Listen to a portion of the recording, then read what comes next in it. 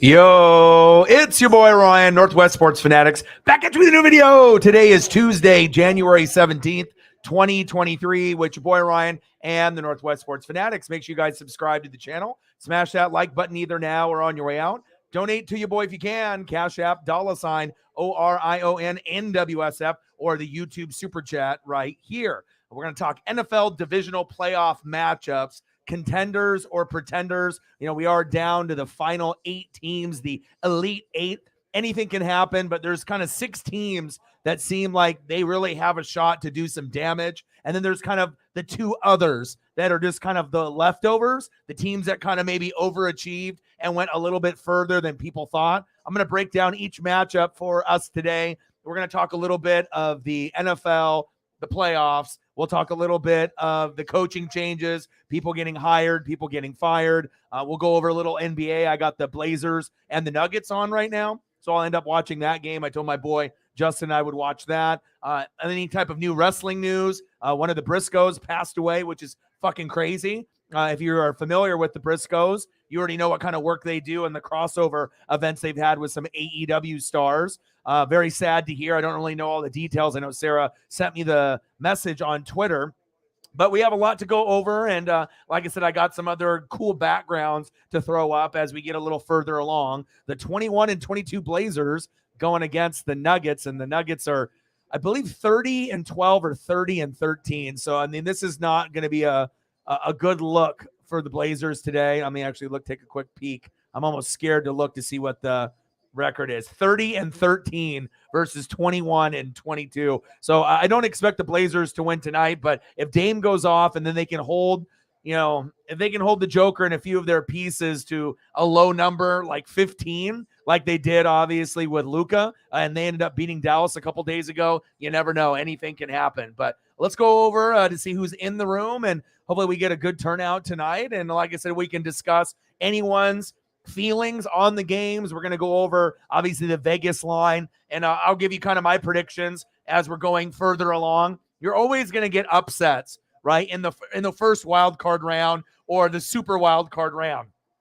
The further it goes, the less, upsets are going to happen. So, you might have had 2 or 3 and that initial NFL super wild card weekend or Monday, right? But as we're going to the divisional conference championship and then obviously the Super Bowl, less and less and less of the underdog, scenario is going to happen, unless we're talking about like Bengals Bills, and you feel like if the Bengals are an underdog, if that team is the underdog, that could be the team that actually represents, the AFC. So, we know the Chiefs are good. Obviously, we know, the Buffalo Bills are good. But again, I don't think anyone is really talking about Cincinnati enough. And they've already beaten Kansas City 3 times. Once obviously this year they played Buffalo. Then we had the DeMar thing happen. I really think Cincinnati would have won that game also. But again, we have to go out there and play the games. And we'll go over Jags, Chiefs, Giants, Eagles. And I'm going to push hard and try to do both of those games on Saturday and do Bengals, Bills, which should be the best game of the weekend, and then Cowboys, Niners. I think that some of the games, they look good on paper, but I do think that some of the games will end up in blowouts, and there is a good chance that 3 out of 4 are going to end up being blowouts. And a blowout may not be 20 points or more, but when we're in the divisional round, maybe a blowout is 10 points or more because you already know how close it's going to be. But if it's going to be a 2-possession or 3-possession game, depending on how many points and what we're thinking, some of the games will probably start off, pretty damn close up to the second or third quarter, halftime, maybe within, a field goal or 7 points. But the good teams will separate themselves from the great teams and the elite, and they will pull away in the third and fourth quarter based off adjustments, coaching, and obviously just getting that Uncle Mo and that momentum. Sarah in the building. How are you? Let's get to 100 in donos. Let's make up for yesterday. My boy Joe in the building. Dude, anyone can say they think he's washed. They think he's old. It's more than Brady. You know what I mean? If you don't have the same offensive line that you ended up having the previous 2 years, you had Gronk end up retiring. That's your security blanket and a good blocker, one of the best tight end blockers of all time. Then you have a guy go to Cincinnati, another guy retire, another guy get injured for the whole season, the starting center. So it's like you have Tristan Wirfs, and then you have a bunch of second and third stringers or guys that are not playing up to their potential, like Donovan Smith. So, you tell me, if you end up having a team that can't run the football, whether it's with Rachaad White or Leonard Fournette, you got a horrible play caller in Byron Leftwich because he's not used to, having to create play calling in a scenario where everything just comes easy, where you got a great O-line, great running game, great receivers, great defense. Everything is falling into place with Bruce Arians and Todd Bowles in the previous years. So with me, I still think Brady's got a little bit of juice left. Same thing goes for Aaron Rodgers, a little bit of juice left, maybe in a different change of scenery. How much juice? Probably no, they're never going to win a Super Bowl ever again unless, Brady takes a one-year deal to go to your Raiders, right? And then does a one-year deal with San Francisco and then retires. Now, if he ends up doing that, they'll probably only win 6 to 9 games, obviously with the Las Vegas Raiders, because if you don't improve that offensive line and defense, it's just going to be like Carr back there. If you bring Josh Jacobs back, that helps, and you got Darren Waller and Devontae Adams and Hunter Renfrow, right? That's all fine and dandy. But if you don't have time to get the ball to those guys, it's like Brady trying to get the ball to one of the best duos in the league, Evans and Godwin. He just doesn't have time. And when it was Arians, it was no risk it, no biscuit. We would go deep all the time. And he threw half of the touchdown passes because you can't throw a go route. That's something that's going to be like a 50 or 60-yard play where it takes 4 to 5 seconds to develop before you throw it, where Brady's got 1.5 seconds, 0.5 seconds, or he's on his back. You know what I'm saying? So I really feel also on top of that, O-line, D-line, not having Ndamukong Suh and JPP, that hurt us. They thought, these motherfuckers are old. They can't play anymore. And that might have been true that they lost a step. You know what I mean? But having that veteran leadership instead of just trying new guys and having rookies and second-year guys like Joe Tryon, Shoy Nika, these guys are not going to be the same kind of talent. Even a declining Ndamukong Suh and JPP, to bring the guys together. But injuries have really, it's you have to be hot and you have to be healthy. And let's be honest, out of all the teams in the playoffs, the Buccaneers were the least deserving of making the playoffs. They're 8-9. Somebody from the NFC South had to make it, right? But we already knew whoever made it would get clobbered by 10, 20, 30 points. And that's exactly what happened. Right. So I feel with us and the Ravens, we were probably the two worst teams like in the playoffs. And even the Ravens were more enjoyable to watch than Tampa. If we had the same offensive line, no injuries, and Gronk is there, I guarantee we're not as bad as we looked. But also, like I said, with Byron Leftwich, who got fired, and I'll bring up his photo because he definitely deserved to be fired. But based on some of the just kind of ridiculous play calls. You can't run a halfback dive 3 times in a row and then scratch your head and wonder why it didn't work. If the offensive line isn't good, right?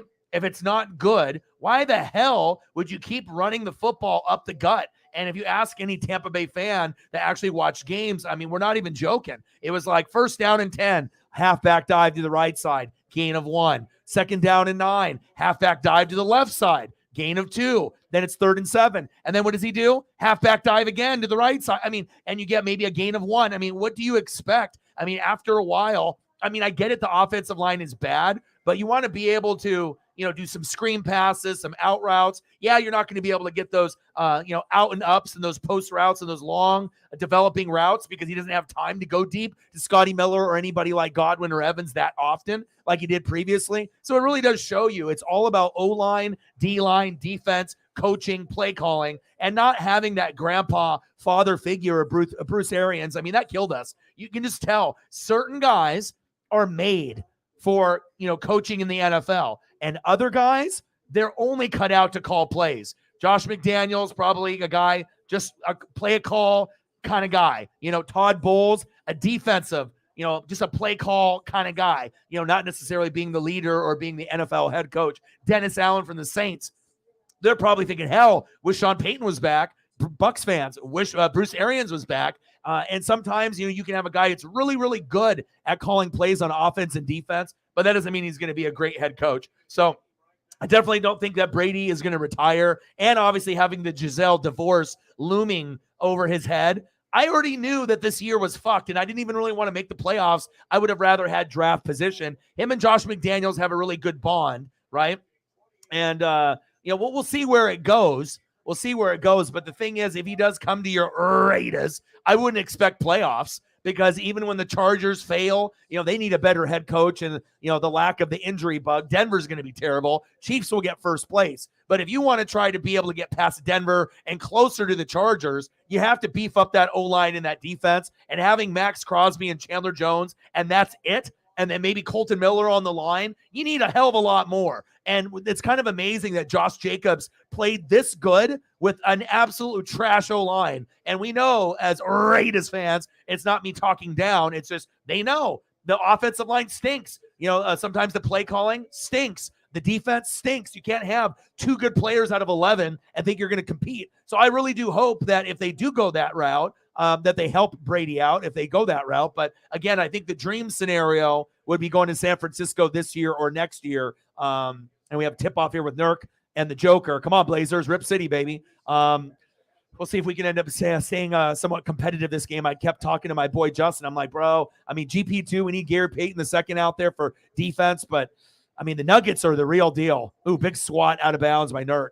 Like, the Nuggets could end up making the finals, and I don't know. I think people, once they've seen the Joker get, back-to-back MVPs, and they're like, ooh, okay, you got Luka, right, and you got Joel Embiid, and you got Giannis, and, and Durant, LeBron, and even those guys are kind of older now, Steph Curry, you get it, right? But I feel that even though the Joker isn't, sexy, he's not, flashy, he's just all-around good. To me, he's the European Caucasian version of a boring Tim Duncan. You had Kevin Garnett, and he was a guy that could throw down the poster dunks and flex, even if he was kind of like a twig, like Kevin Durant early in their career. But Durant was awesome to watch, very street ball. But Duncan was like, screen, use me, just doing it how it was with when you played in, junior high and high school, college, or, a semi-college or any type of, community college. If you ended up playing ball on any level, you always ran those drills where you pass the ball away, screen the guy, set the good screen down low, protect your junk, have them go off of you, curl, scream me, and you just doing everything by the book. So I kind of feel that the Joker is that way. He really doesn't get the full respect. I feel like fans overall, they know he's good, but he doesn't do the flashy dunk, so they don't really give him all the love, which is hella unfortunate. So, but again, some people think Brady's washed, like him and Russell Wilson are in the same category. If you have an offensive line and defense and coaching that is depleted, you can't really compare it, to being him completely washed. Like I said, if you ended up having the same exact team that I had last year, this year, definitely we're a 10 to 13 win team, but it shows you the absence of Gronk is a lot bigger than people ever thought. Gronk is old as shit, but not as old as Brady. But the thing is, having that third down guy, that check down guy, that guy that he can rely on, and then primarily as a blocker and in the red zone. How many times have we seen Gronk out of shape, or it's taken him a while to kind of get going, and then here comes the playoffs, and the guy's only got maybe 3 or 4 touchdowns throughout the whole season or half a season, and then here comes playoff time, and then he ends up getting 5 touchdowns in 3 or 4 games, and then they win the Super Bowl, and then maybe he even scores 1 or 2 in the Super Bowl. You know what I'm saying? He's that one of those impact kind of guys where it's like a Travis Kelce. At any given point, he may score, and that is kind of what Gronk is, even at the latter part of his career, and I don't think he's coming back, even though it was rumored that he was maybe going to come back to a team. But, Travis Kelce right now, we don't see him slowing down one bit. We just have to wait for Kittle, Waller, and Andrews to catch up. And hopefully those guys can, because the tight end position has been kind of garbage in the last couple years, and that's facts. Air Jair, reach for the sky, boy. R.I.P. to Briscoe. And I know, and Sarah just sent that to me, and I was on my Twitter timeline. If you ever watch the Briscoes wrestle, they never really were on the big shows like WWE or WWF.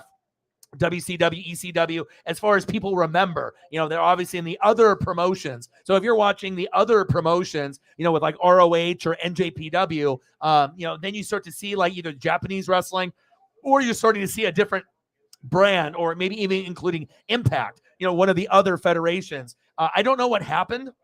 If you can fill me in, and I'll scroll down to the comments, but I love the Briscoes, and then they've had some really good matches. You could have the Briscoes versus FTR, the Briscoes versus, the Elite, the Briscoes versus Kenny Omega and whoever.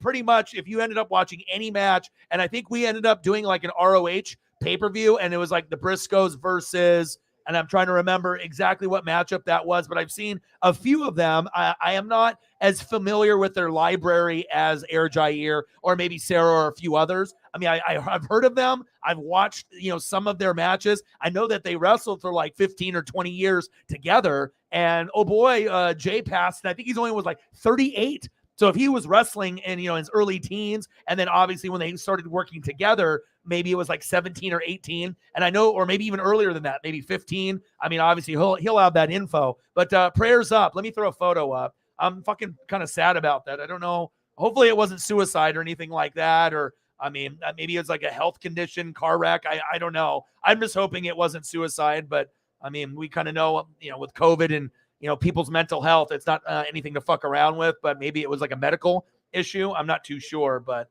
a lot of people go through a lot of demons, that's for sure.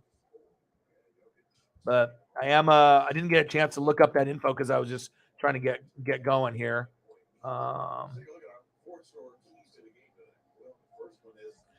And this hardcore style between the two of them was really exciting. If you've never seen a match of them, I recommend it. Look it up on eBay, not eBay, but YouTube, and go through and just look up the Briscoes. And if you find a matchup with some AEW guys, like a crossover event or something, or from ROH and AEW, I think you'd be pretty pleasantly surprised. Very, very hardcore. And the guy that passed is the guy on the right.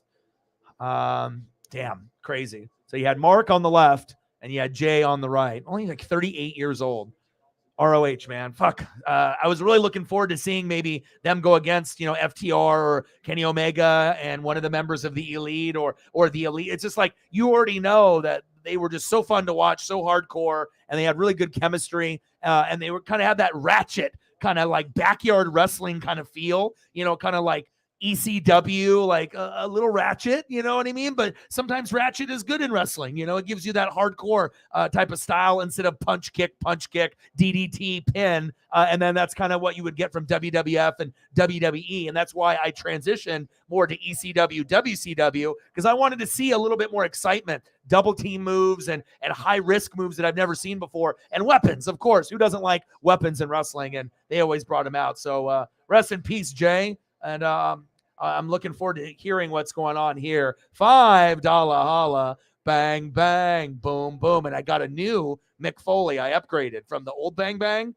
to the new bang, bang, bigger screen. Cactus Jack, bang, bang. I actually like this one better because it's bigger. I had to do some digging, but I found this one and I was like, ooh, because I misplaced the file of my other one. And I liked the other one, but it was smaller. I liked it, but I think we're gonna go with the new one. Bang bang, $5 holla. Thank you so much. Appreciate you. 95 to go. And I'm gonna pull up a few more photos. And I knew that you were gonna come in because I knew me and Sarah were gonna talk about it. But there's you, me, Sarah, Odin's son. I think there's a few of us that really like wrestling more than everyone else on the channel. Like there's some people that like it, some people that love it, and there's been people that have been following it since they were like 4 or 5 years old, and that's kind of us. It's like I never stopped, and I'm already 35 years in. So once you commit your life to 35 years of something, you're probably not quitting it. So, I mean, if I get to be, 70, 80, 90, 100, I'm still going to be watching, and I'm still going to be enjoying it. That is big facts. Thank you, man. Appreciate you. $5 holla. And that's good. We got a dono at least early, so we're not, waiting for a dono train to happen. So that's fantastic. Thank you so much. Appreciate you. Yes. I know you were telling me, I know how much, because remember when we were kind of debating, like, should I buy this ROH? And I was like, but then when I looked at the card, I'm like, man, this actually looks like, maybe worth something worth buying. And I was really pleasantly surprised because I think any AEW or ROH pay-per-view I bought last year, I don't think I was really disappointed in any of them. So Jameson in the building, what to do? Yeah. But if you don't have the offensive line or the defense, I mean, I'm not really sure how much of an impact it's going to be. Maybe it'll put some butts in the seats, but the same thing is going to happen. You got guys like Godwin and Mike Evans, you got Devontae and Waller and Renfro, but if he's only got a second to throw the football, he's not going to be able to get those amazing, big, sweet, long, game-changing Sports Center top 10 catches to Devontae. Like, yeah, there might be a couple in the season, but if you have a good O-line, Brady and Devontae could link up for many opportunities of deep footballs, just like Mike Evans and Godwin had in the previous 2 years. Like watching the Buccaneers play last night was so embarrassing on so many levels. And that's why, like, when you know your team, and Beefy wanted to bet me $50 that not only the Buccaneers, because he's a Buccaneer fan, he used to live in Oregon. Now he lives in, that Tampa area. And I know he's hardcore, but he's like, they're going to win against the Cowboys, and they're going to go all the way and win it all. And it's like, you got the blind faith. But regardless if you cheer for the same team as me, if I feel that it's wrong or if that opinion is not what I feel, everyone is entitled to their own opinion. But I just knew, man, no O-line, no D-line, no defense. The play calling has been bootios. What would make me think that we could, let alone maybe get lucky and win against the Cowboys? But we're not winning anything past that. But again, sometimes in that scenario, it would be good to be wrong, because then Tampa would be Super Bowl champs. But there was just no scenario in my head that I could have seen that happening. It was clear the Ravens, with no Lamar, and then the Bucs were the two worst teams out of all the playoff teams by far. And I even think that the Ravens were better than the Buccaneers. Like, I mean, 8-9 record. I mean, worst record, and it's just nice that at least that when the NFC South and the AFC South looked horrible, that one team emerged out of the 8, and the Jags not only made it and made the AFC South look better than the NFC South, but now it shows you that, maybe they don't win the division every year, because the Colts are going to maybe get CJ Stroud or Bryce Young, and the Titans are going to be back with great running the football with Henry and defense. So it's going to be a 3-team race, and then eventually Houston, maybe in 5 to 10 years, maybe they'll compete for second place in the division. Who knows? But they'll have to rebuild the whole roster and pray for another J.J. Watt or Deshaun Watson type of player. You know what I'm saying? But at least one team out of the AFC South, NFC South made it and didn't embarrass themselves. They almost did in the first half, but they won. And I think it's cool to be able to root for teams like the Jags, the Jets, and the Lions. And like I said, if you're a Colt fan or, maybe a Titan fan or a Texan fan, you're probably like, fuck that, But in essence, you should be like, what? For a division that sucked all fucking year, at least there's a little bit of pub going towards the AFC South. So a little bit more eyeballs are looking at that division, even though we know it's bad and the NFC South is bad. But at least you made the division proud. And I think a lot of people were like, wow, Dougie P, worst team in the NFL for 2 years. And then boom, not only making the playoffs, but you won. Against a team like the Chargers, which is almost like a perfect scenario. They always choke every year. They always get injured. They always will be favored. They're always going to win 10 to 14 games. But when it comes to the playoffs, can they be like the Dallas Cowboys this year and get off the schneid? We're waiting for Herbert, to get off the schneid so I don't have to hear the stupid-ass narrative that Burrow, Allen, and Mahomes are a billion times better than Herbert. A lot of times it's not all Herbert's fault. A lot of times it's the O-line and the defense, and most of the time it's the defense. They can't stop the run and they can't stop the pass, but sometimes the pass with Asante Samuel Jr., 3 picks, they have a way, but the thing is really bad coaching and injuries and play calling. So, very sad. Give me some more details on how he passed away. I would love to hear what happened, and I'm kind of scared to hear what happened, but I don't know. I'm just, it's like the Briscoes. It's not going to be the same. They were a tag team, So, and were they, and you would know more about them than me. Are they actually true blood brothers, or is it just like the gimmick? I assume they're brothers and they're related. So, Jameson in the building. What to do?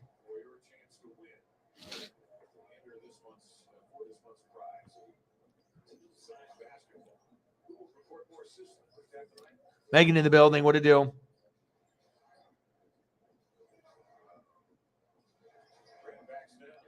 Yeah, well, you already knew the Giants, though. It's like, who has a defense? So it's like, even though, not a lot of people have a lot of confidence in the Giants, for you to be able to, understand that this isn't the old Giants team, from previous years. If Saquon Barkley is healthy for the full season, this is the results you get with Brian Daboll. If Run CMC Christian McCaffrey is on your team and he's healthy, you're starting to see the Niners, which would have been probably the 3rd or 4th best team, jump all the way to number 2 or number 1 with the Eagles. So, certain players that are kind of given up on, they're like, these guys get hurt the last 2-3 years. No way in hell they're going to stay healthy for the whole year. Injured, and they're going to get injured again. And we label them that. Every once in a while, you have a freak of nature like Saquon and Run CMC that are, quadzilla.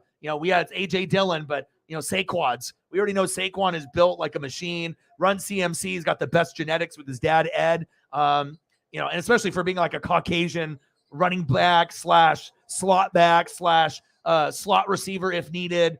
He can do so many things there. It's pretty amazing to see him compete at that high level with a lot of the brothers who are typically the best running backs in the NFL. That's facts. But, I think that a lot of us, we saw the Jags could win at home. The Giants could win, and Dallas could actually get off the schneid, even though that was the first playoff win they've had since 93 on the road with Troy Aikman. But like I said, if you watched my stream, you might get some Buccaneer haters like, oh, this guy's not even a real fan. He doesn't even want the team to win. Well, who is it going to benefit more for me to enjoy football and for the rest of the fans in the NFL? If the Bucs advance with a garbage team that no one's going to want to watch that Tampa Bay and 49er game and we're going to lose by 1 billion, or, Dallas finally getting off the schneid, whether you love them or you hate them. Bottom line, Dallas is fun to watch. I don't give a fuck who you are. I don't give a fuck what you have to think or say, or if you love Stephen A. or Skip Bayless, or if you love those guys or hate those guys. The bottom line is football hasn't been as good this year compared to last year with like the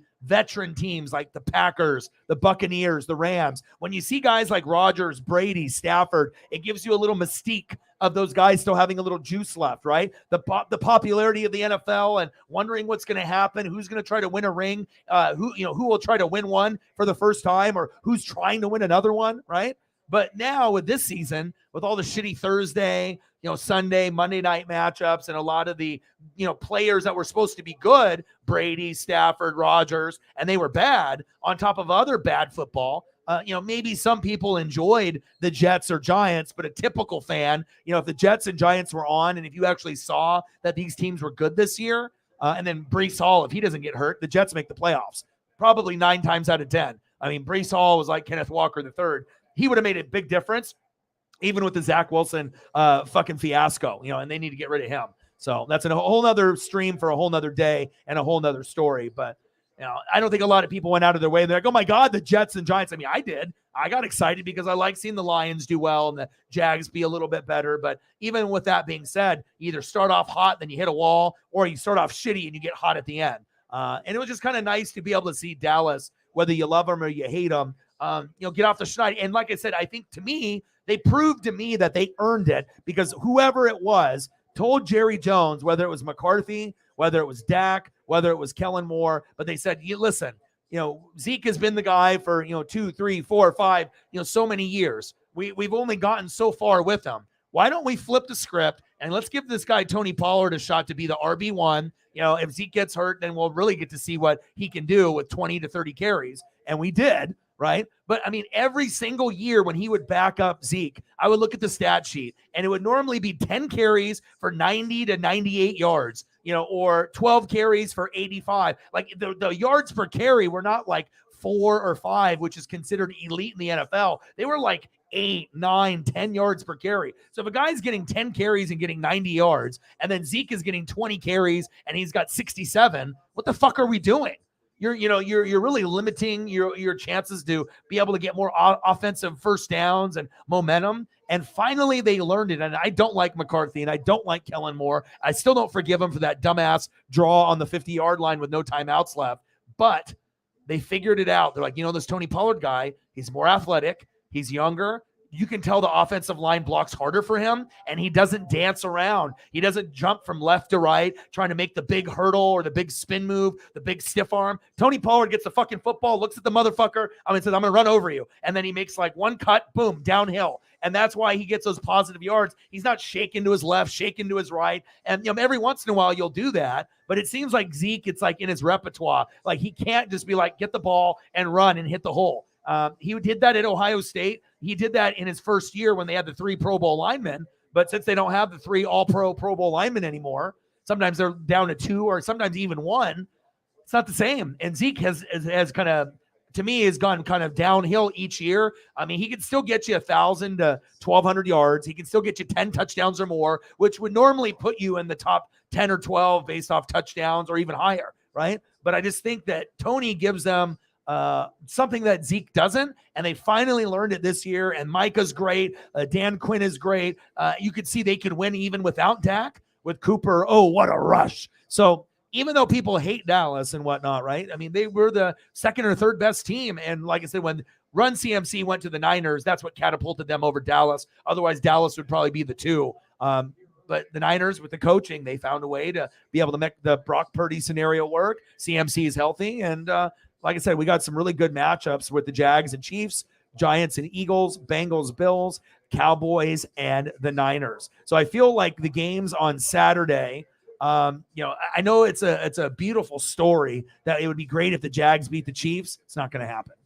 Giants beat the Eagles, not going to happen. Those are the two matchups that are probably going to end up in blowouts. I can see the Jags, holding tight, maybe for a couple quarters. Giants, the same thing. If Saquon can get in the end zone early. But when you go to that Philadelphia or you go to Kansas City and you feel that vibe and that, the drunkenness and just the passion there, you gave it your all, to be able to win against, the Vikings. You gave it your all, Jags winning in that playoff game as well against the Chargers. And sometimes when you give it your all, you kind of hit the wall. And when you hit the wall, your performance is like the Minneapolis Miracle. Then you play the Eagles the next week, and they think they're going to ride that momentum from the Minneapolis Miracle with Stephon Diggs, right? But what happened? They went into Philly super confident, got punched in the mouth early, and it ended up being a fucking blowout. And then the Eagles went on to do Philly, and they won it all. So, yeah, the Jags story is great. The Giants story is great. But the bottom line is both of those teams are not going to be able to put enough points up. Now, I think the Giants defense and Jag defense can cause a few problems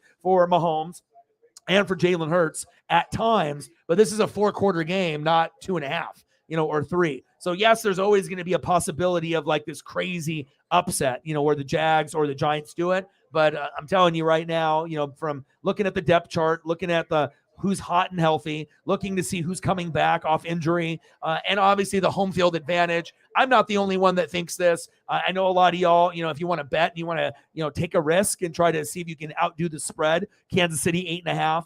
Eagles 7.5. There's a good chance that both teams win by 10 points or more. I don't think it's that crazy to think. And it could get to a point where they end up winning by 14 or 20 or more. I mean, yes, it could end up being a close game, but you just never know the flow of the game. And, if they get into a rhythm early and often, or if it takes a while, it could end up being where the Chiefs kick a field goal and they end up winning 24-20, or something of that nature, 24-21. And the Giants Eagles, like I said, I think the games can be semi-close in the first half, but once we go into the second half, that's when the Eagles and Chiefs are going to run away with it. And I could definitely see both games being by more than 10. I know 7.5 and 8.5 is pretty high in a spread. But again, Chiefs at home, Eagles at home. I mean, that could be the Super Bowl. That is one of the Super Bowl matchups. It could be. So Chiefs defense on the D-line has issues. Secondary has issues.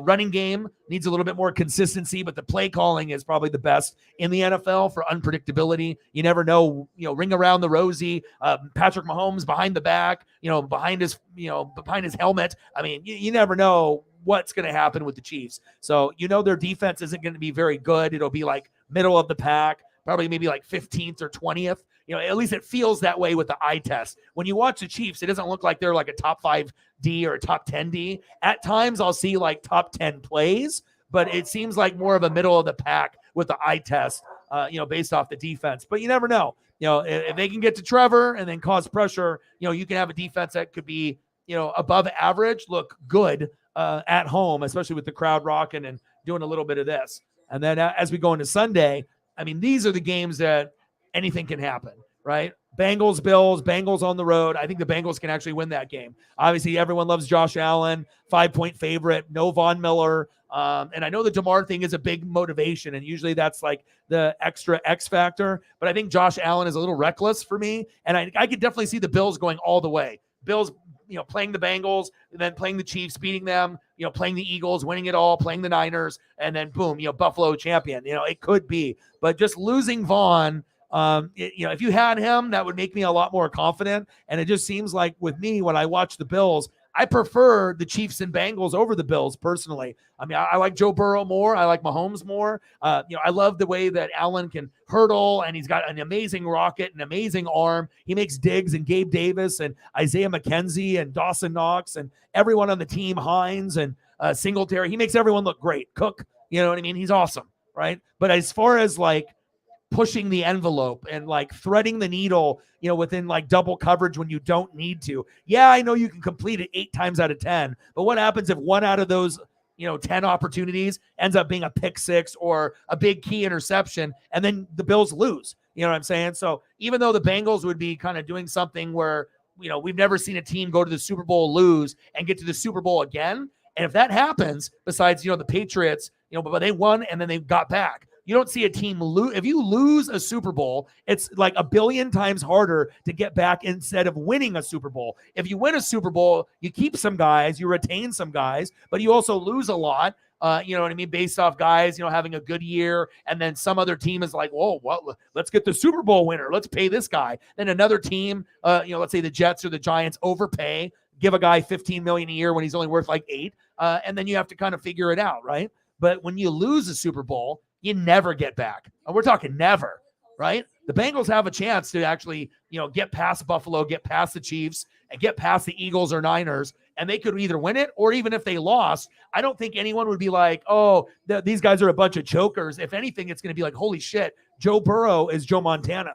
Like, you know what I'm saying? Like, he's going to end up getting it. Like, Joe Montana went 4 times and got 4 Super Bowls, never lost. But just as far as like talent factor, everyone's like, oh, Josh Allen, Mahomes. And then they kind of have Burrow and then Herbert behind those guys, based off team success. But if you're actually looking at individual quarterback success, Herbert's got good numbers, but they need to get more W's for him to get recognition. And unfortunately, the defense just needs to be better. The coaching needs to be better. But Herbert himself, with the touchdowns, the yards, what he's been able to do, records, it looks good, but it's not going to mean anything unless you get like Sean Payton and make an AFC championship game or Super Bowl, put yourself on the map like Burrow did. And then we're like, oh shit, like, wow, Burrow is like, we thought, well, is he like, did he cap out at LSU when we saw the greatest team maybe in college football history, when him and Clyde Edwards-Helaire, Justin Jefferson on one side, and Jay Jetta, Justin Jefferson on the right side? You have a team like that. Like, did he cap out? Was that it?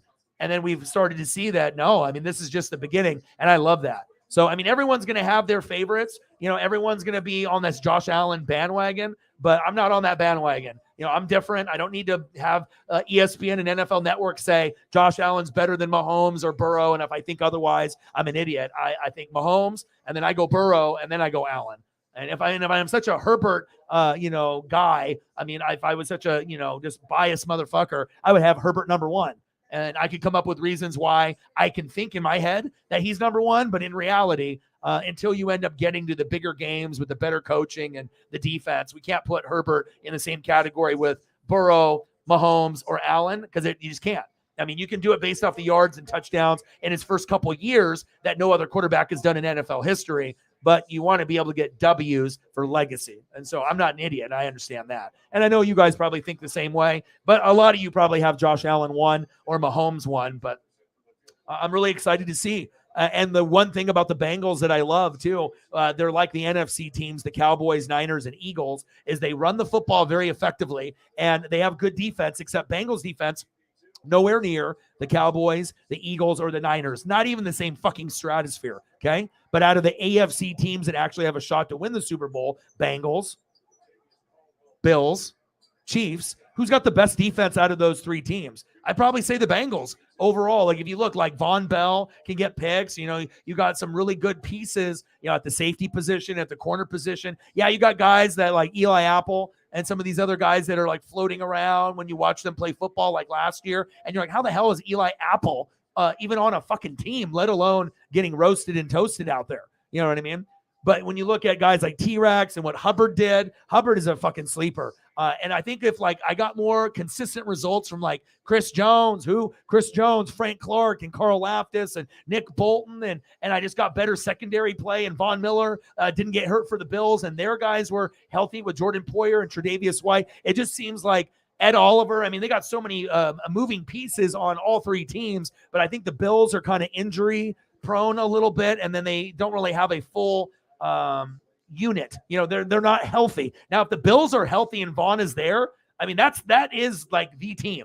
You know what I mean? Like, they're right there with the Eagle-Niner conversation. And I think if Vaughn is healthy and the Eagle defense and everything stays the same for the Eagles and Niners, if the Bills have Vaughn and they have no injuries on defense, I'm thinking you're probably going Buffalo Bills power ranking 1 because at that point, the defense is going to be able to match the offense and they're going to be able to get pick sixes. But since some of the guys are out, it's not the same. And like I said, at times, Buffalo's defense is a 10, but a lot of times when I watch them, they're like a 5. Same thing with the Chiefs. When they're up, sometimes they can make the pick and extend the lead. But when they're down by like 10, you can notice the play calling for Kansas City and for Buffalo, they freak out. When they play the Bengals and they get down by 7 or 10, it's not the same, regular play calling that genius guru with Bieniemy and, and Andy Reid. Like, you get a team when they have 2 guys with Pirine and with Mixon. They can't stop either one. Like, there's nobody on Buffalo or Kansas City that can stop either of those guys. I mean, if you watch any game when those guys run, they're guaranteed over 100 yards between the 2 of them. And between the 2 of them, if they get enough chances, maybe they get 120 to 140, and maybe score 1 to 3 times. So if you're already getting that production there, the defense is good on the opposite side. Then you got Burrow with all his weapons with Jamar and T. Higgins and avoid the Boyd, Tyler Boyd. How the fuck do you stop that? You know what I mean? And the offensive line, that is obviously a weakness. It's better than it was the year before. Still is fucking bad, right? But Burrow is still finding a way to get rid of the football very quickly. And it also helps that you have maybe the best 3 set of a wide receivers. Because I think Tyler Boyd, to me, is very underrated. I feel he could be a wide receiver 2 and maybe half of the teams in the league. But I think that you would want someone a little bit better, like a T. Higgins level, to be a 2. But I think if Tyler Boyd got number 2 looks, like if you gave him 10, opportunities a game, he could come down with quite a bit. I don't think his athletic level is that far back from T. T is much better than him. But I just think it also depends on the targets and what you get with your target share. And if you get an opportunity, what you do with the football after the catch, that really separates the great from, the elite. And that's my opinion. So 40-36 Denver, but it should be pretty fun. But so Chiefs could end up blowing this team out. Eagles blow the team out. Bengals, Bills. I'm going to be rooting for the Bengals. And I think they got kind of the raw end of the stick, obviously, with the whole, suspension of the game. And, I think the Bengals deserve to be able to host, a playoff game. But the thing is about Cincinnati and the thing about the 49ers and the Eagles, as well as Kansas City, they're great on the road. So even if Cincinnati has to go to Buffalo, they wouldn't want it any other way. They always get like the, short end of the stick. Everyone talks about Buffalo. Everyone talks about Kansas City. Burrow likes that chip on his shoulder. He knows he's got the swag. He knows he's not as reckless as Josh Allen.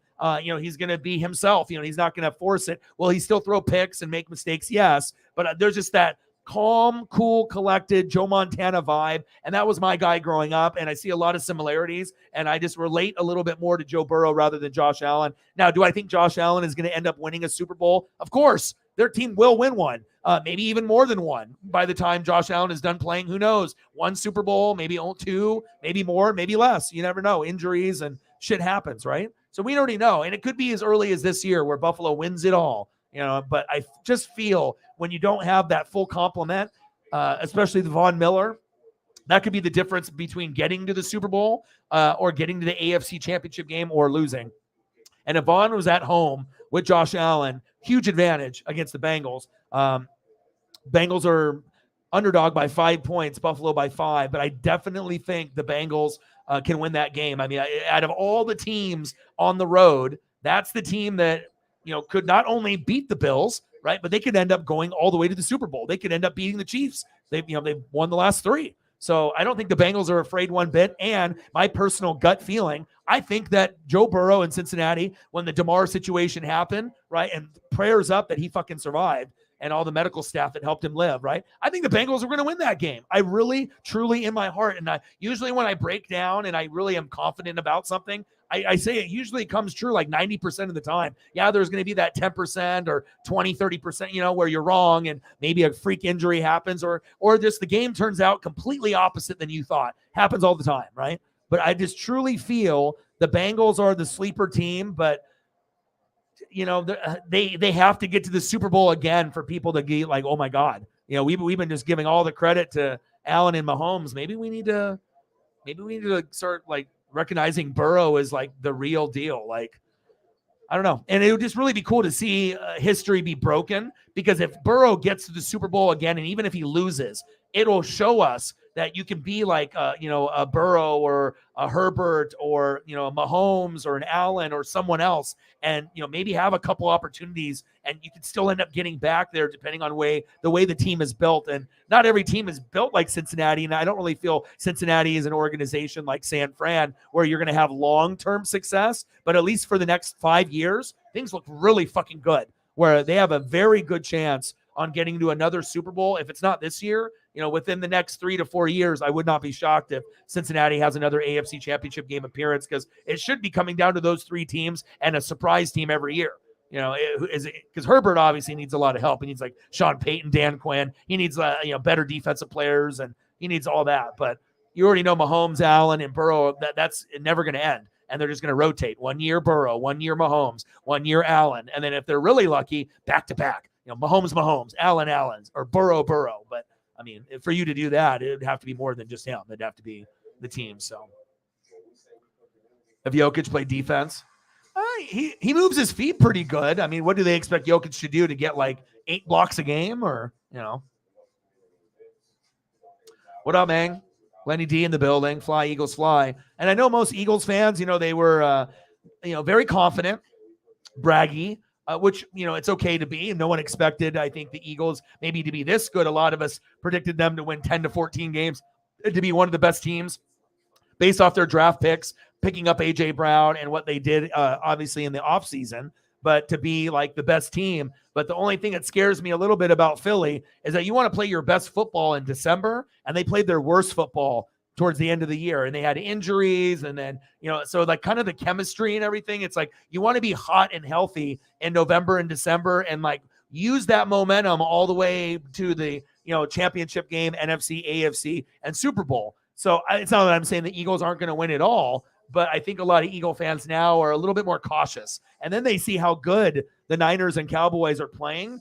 And, when you're at home and you're Philly, you automatically think you're going to win. Just like if you're Kansas City and you're at home, you're not thinking that anyone's going to come in your house and punk you. If you're in the AFC Championship game, you're like, this is us, even if it's a Buffalo or Cincinnati. But you're starting to see like how close the gap is between the Chiefs, the Bills, and the Bengals. Like literally, it's, and everyone thinks it's, Bills and Chiefs up here, Bengals here. But in reality, maybe the Bengals are just slightly above the other 2 teams, and no one really sees it. I've kind of felt that way for the last couple months. And a big part of it is I think Cincinnati's defense is just better. They have a more of a cohesive unit. But again, they need T-Rex and Hubbard, and, they need their guys to be able to stay healthy too. But I really like Von Bell, the former Saint. Seems like every time I watch him, he's always getting a pick or making a big play. And they feed off that crowd. And it's just cool to be able to see a team that sucked for so many years, like, be this good. But yeah, I'm definitely on the Burrow train. And, more people are going to be on the Allen train, and they love Josh Allen. That's fine. But I mean, everyone's going to have their reasoning on why they like guys a little more. But I think if you actually break down the tape between Burrow and Allen, Allen will make more of the splash plays. But I think with Burrow makes the plays that need to be done for you to win the game. And he doesn't take as many like risks that are not needed. It's cool to take risks when needed, but when you're like, up by like 7 points, and all you got to do is just throw nice easy passes, and you're going for double coverage over the top, and you know what I mean, like you're pushing your luck a little bit. That's what ends up getting you into trouble, especially if you get down early to a team like the Chiefs or the Bengals, because sometimes if you get down by 7 or 10, you don't come back. You fight back, but by the time it gets to the fourth quarter, you end up losing by like 1, 2, or 3, too little, too late. You end up making a big run at the end. But that's the fear, I think, that the Chiefs and the Bills have when they play the Bengals, because they know if they get down by 10, they're fucked. Like you get down by 10 points to the Bengals, they already know what to do. They're going to run the football. They're going to bleed the clock. They got 2 guys that you can't stop. And then they would have to wait for the NFC team that's got better defense. And then obviously if the Bengals made it and they played, Eagles or Niners, let's say one of those 2, or even Cowboys, even though I don't think they're going to go that far. Obviously you could tell those 3 defenses are tremendously better than even Cincinnati's, and they're the best out of the 3. So Cincinnati's defense, with like Chiefs, I don't know. It's like once in a while I'll see some flashes, but overall it's like Chiefs and Bills defense to me is kind of like a 7. Maybe Bengals is like 7.5 to 8.5 at times. But then you get the Cowboys and the Eagles and the Niners, and those bitches are 10s. Like that shit is like game changing. Like there's guys on every defensive level that can bring a fumble or a pick to the house. You can't say that for the other teams as far as like reliability. Yes, could a freak play happen like that by one of your guys on the Bengals, Chiefs, or Bills defense? Of course. But I mean, let's be honest. NFC defenses are the fucking real deal. We got guys that it's a cohesive unit. And again, that's why the NFC has won the last 2 Super Bowls. Buccaneers, Rams, defense. You got to, I mean, offense, you're going to score some, but defense dictates that tempo, especially that O-line and that D-line. That's facts. Lenny D in the building. You're not even in, you're here, and it's not even fucking wrestling, dude. It's not even Royal Rumble. You are early. Oh, boy, never comes into the stream unless it's WWE, Royal Rumble, live stream, watch party, or any WWE event. And you're here. Good seeing you.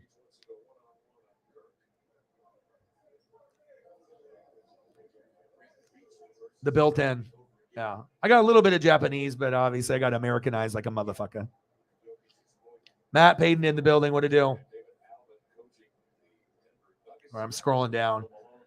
I'm trying to get caught up. Yeah. But it's just, I just try to be able to give like a good, honest opinion with no feelings, because if people want to win money and they're betting nothing on the Cash App, we'll probably get some though tonight before the stream is over. But, if you're going to be trying to do betting, most people have a hard time because they either don't do enough research or they listen to the wrong advice or the wrong people telling them that they should be betting on this or that. You got to really, dig deeper, on everything that you're looking at. And you have to look at like, once a team kind of hits a pinnacle, what is the likelihood of that run to continue, especially when they're going against a Super Bowl team? It's like thinking that the Jags and Giants are going to win. Can they win? Yes, they could. Will they win? No, they will not. I think that they'll play both, very good, early.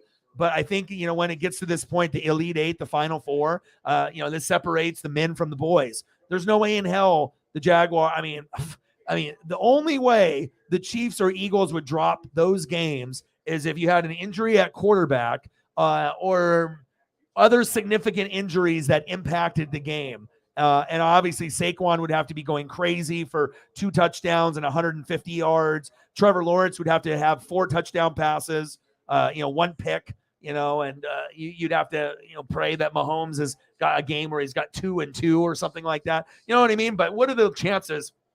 Sometimes you got to crawl before you walk. Now, down the road, if the Jags and Giants get back here and face these teams again, maybe we have a different scenario depending on the health and, the vibe of the year. But nothing in my gut would let any of my friends tell me, hey, I'm going to bet Jags. No. I'm going to bet Giants. And the Giants, I feel, have a better shot to beat the Eagles than the Jags. But again, the way that the Jags have been playing, they've been feeding off that momentum. And momentum is a scary thing where you can be this really big underdog, right? But if the other team doesn't have a very good defense, right, there's always a shot, right? And the Chiefs defense isn't a 10 or a 9. Sometimes it's like a 7 or 8. So if they have holes, right, and then Trevor gets hot, or Etienne, or, Zay Jones, or Evan Ingram, I mean, what happens if the Jags go up, 13-3 and they keep the, foot on the gas?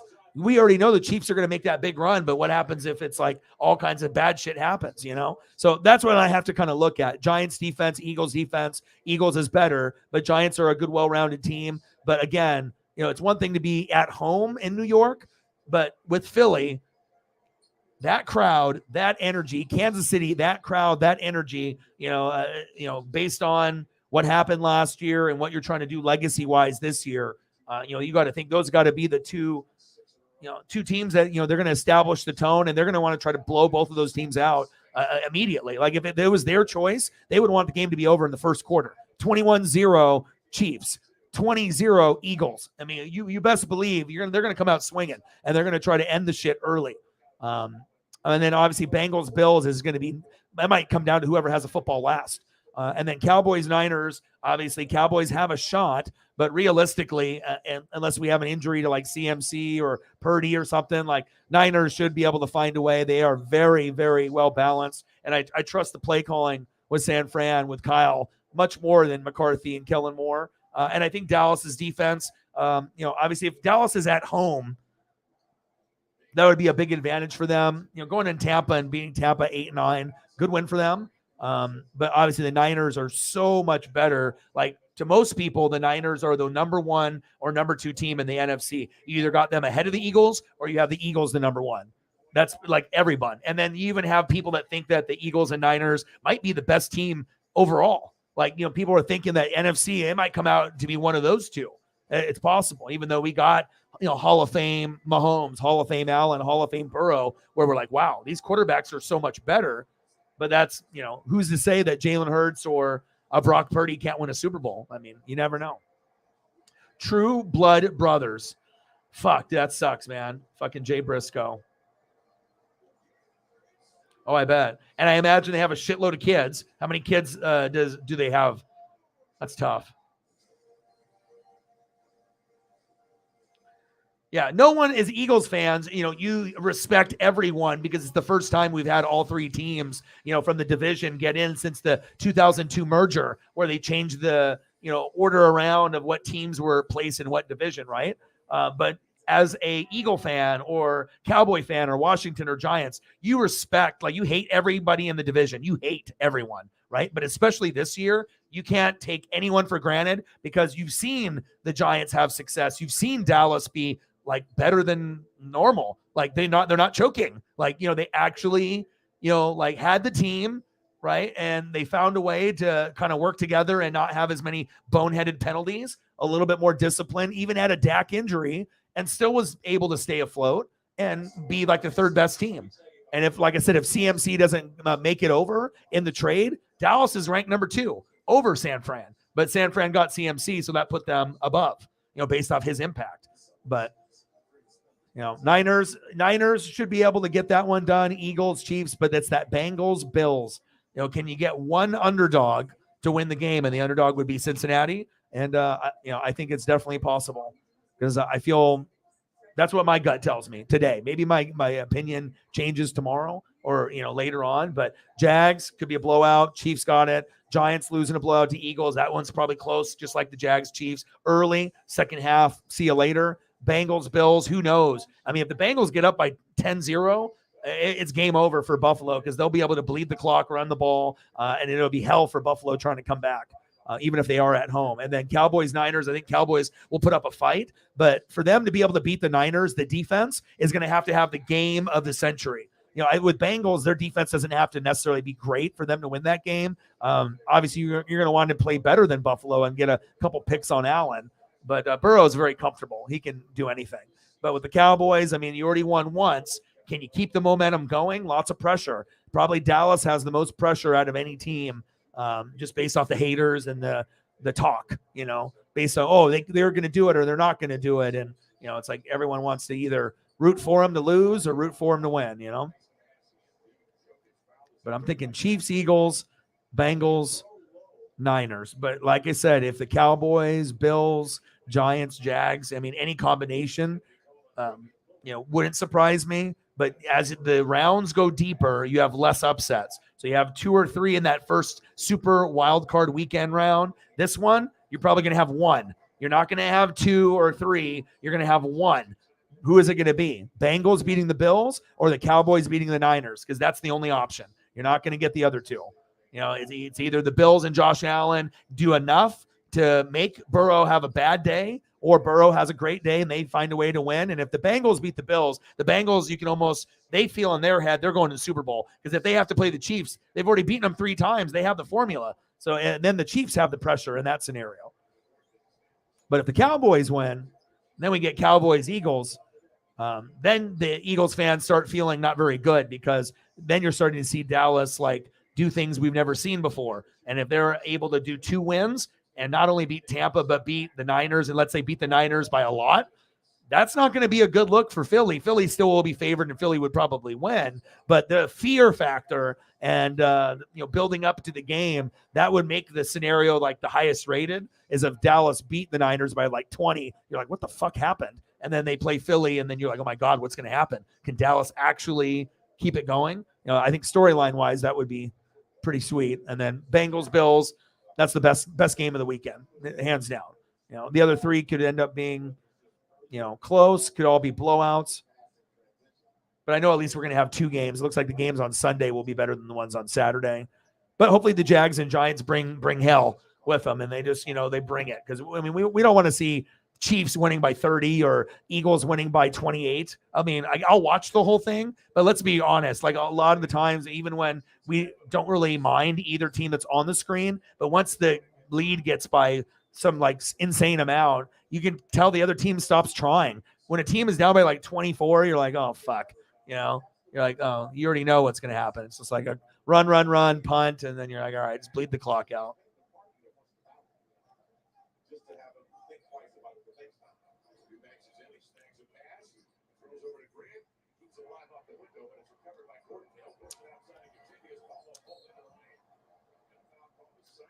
Yeah, Seahawks had a great season. Like I said, remember I told you I'd rather have you guys in the playoffs over me like 1 or 2 weeks before the playoff positioning was decided. There's just certain teams that are fun to watch, and like it's just because it's my team, I don't have to be blind to the fact that it's garbage football that I hate watching, and I know everyone else hates it or doesn't even watch it because it's unwatchable. And sometimes you got to be honest with yourself. Just because your team is your team doesn't always mean that they suck. Like when I watch Tampa, it's brutal. Like I literally would want to watch any team but my own. Thank God I love all the teams, all 32. So it's like if my team has like not very much success, it's not going to make me as depressed as most people that only have that one team that they follow. So, oh, they did. Good for them.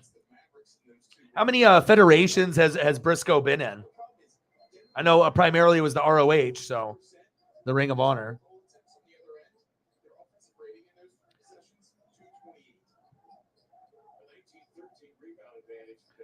What's up, Ryan? Bang, bang. Bengals, Chiefs, Giants, Niners. That man, the Giants, you never know. You never know. And then you get like the Giants, Niners from back in the day. Kerry Collins and old school like T.O. You never know. Like I said, sometimes your luck is going to run out, though. You know what I mean? Especially if you've been like the number 1 team all year or number 2. Saquon is getting hot at the right time, and anyone can look good against Minnesota that has no defense. But when you're playing Philly, and let alone you're not at home, you're in their building, it's going to be very difficult to be able to actually gain any momentum, right? And you have to be able to have good efficiency, good play calling. Nothing in my brain tells me the Giants or Jags got enough this year to beat the other two. It just, at home, that could end up being the Super Bowl. We could see Chiefs Eagles. That could be one of the top 2 or 3 options of matchups. But there's upsets. The most that you would have in this round is 2, but to me, my gut says 1.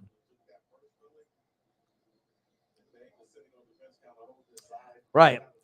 He's always been a risk taker. But again, as you mature and you get older, you have a choice to either, force it, run it, throw it away, take a sack. You know what I'm saying? And his athletic ability, he can get out of a lot of things, just like how Burrow can and Mahomes and Herbert. Like they can find ways. And we already know Allen has a rocket too. He might have the strongest arm, him, Mahomes, and a few others. They got really strong arms. They can throw for like 80, 90 yards, right? But it's like when you have situations where you can take a risk, that's fine, single coverage, or you feel good one-on-one with Diggs. But when it's like the game is already in order and then you're forcing it in double, triple coverage to Diggs just because you're getting kind of cocky that you're Josh Allen, and then that leads to a pick and then you lose the game down the road by like 3, it's like those type of plays, those like irk me a little bit. And I don't really get those with Mahomes or Burrow, but I see it a lot more in Allen. I know Allen is a very popular guy. Buffalo is a popular brand. They got cool uniforms. You can just kind of tell that they're eventually going to win. You know what I mean? Like, they will eventually, it feels like. But, everyone's going to have their guys that they like. So.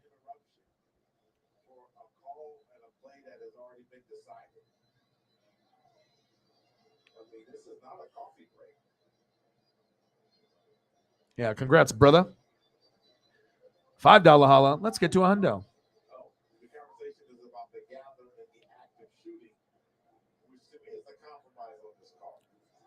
It's kind of crazy how so many people are picking the Giants. So for the people like Jameson and Ryan that are picking the Giants over the team that was the number one team 90% of the year, what makes you think that the Eagles are going to choke at home? What has told you, or what has shown you on paper or film or something you've read or watched that made you think that the Giants were going to be able to beat the Eagles in Philadelphia with a bunch of drunk Philadelphians? I mean, what makes you think? I mean, they are the only team in the NFL that was all in, picking up guys like Sue and trying to upgrade that lineup. I mean, if they don't win the Super Bowl, it's the only team that it's like a failure because they, put in so much capital and try to beef up that roster, just like when they won it with the Philly year when they got Jay Ajayi, and that was like the four horsemen, getting that sprinkle on top.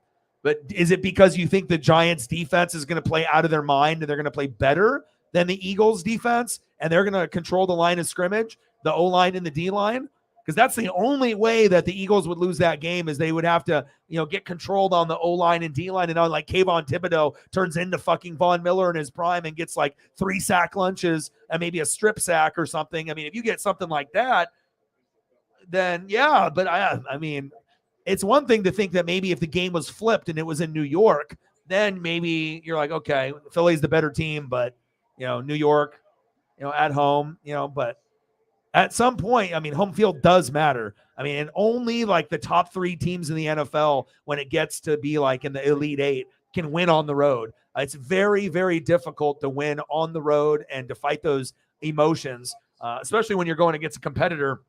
For example, Bengals, Bills. I mean, either one of those could end up being in the Super Bowl. So, the team that loses is going to feel kind of ripped off. And then obviously the Chiefs, I mean, they got the easy route. They get past the Jags, boom. They still know that they got to win one more. But in their eyes, I think that they would prefer to play Buffalo. And Buffalo would probably prefer to play Kansas City, obviously, as well, just because, even though that Kansas City has had their number, they feel that they got it now. Like, this is it. That maybe they can feed off that momentum if they beat Cincy. But I don't think anyone wants to fuck with Cincy right now. I mean, like I said, with Burrow and the way they've been playing, and if that defense can, I mean, but also too, if you looked in the wild card round, weren't some of the games like a lot closer than anyone thought? Like, they were like, oh, this game is going to be a 14-point blowout, 13-10. And all of a sudden you're seeing like the Dolphins like barely losing.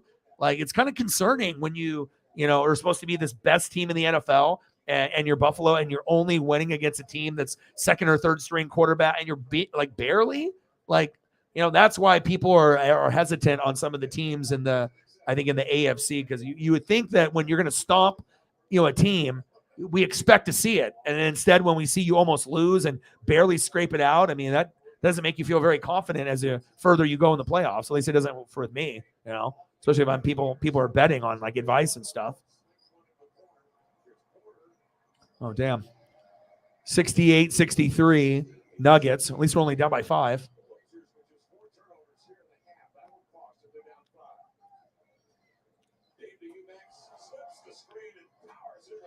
There you go. That's good, man. Not everyone, but like I said, sometimes you get on a little bit of a hot streak. You can kind of tell there's going to be upsets. And if you look at past history, it kind of flows. And then once you get past this round, then you get to like conference championship. I mean, there's no really upsets that typically happen. You can kind of use, I mean, if you're a good sports bettor, and usually with all the reading in the film, I feel pretty confident in, NFC, AFC, and obviously Super Bowls. I mean, I haven't got a Super Bowl winner wrong in years. So I think I'm like 20 years in or more, 2021. So usually I can gauge it. There's been a few of them that were made me think a little bit. Like, I think like the one that made me think the most, I think it was maybe the Green Bay one with the Steelers. I remember it like kind of going back and forth. And I was like, like, what am I really vibing? There's been a couple close ones.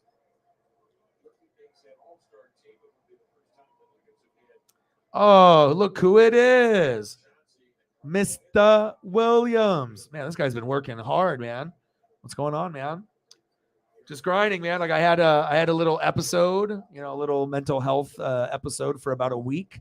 Missed about 4 or 5 days, and then I got back Monday night, and then that felt good. Today feel good, but we miss you, man. 70-65 Nuggets over the Blazers. Dame Dalla at the top of the key, rocking his Dames. like some rainbow colored shit, looking like some Skittles out there with the red top and red pants, up and under, and it's good. Dame Dollar, 70-67. Dame is the truth. Troof. Truth. That's my dog. Oh, motherfucker. Big three from the Nuggets. 73-67 with 20 seconds left in the second quarter. Bro, I feel like I haven't heard from you or talked to you like in a grip, man. We miss you.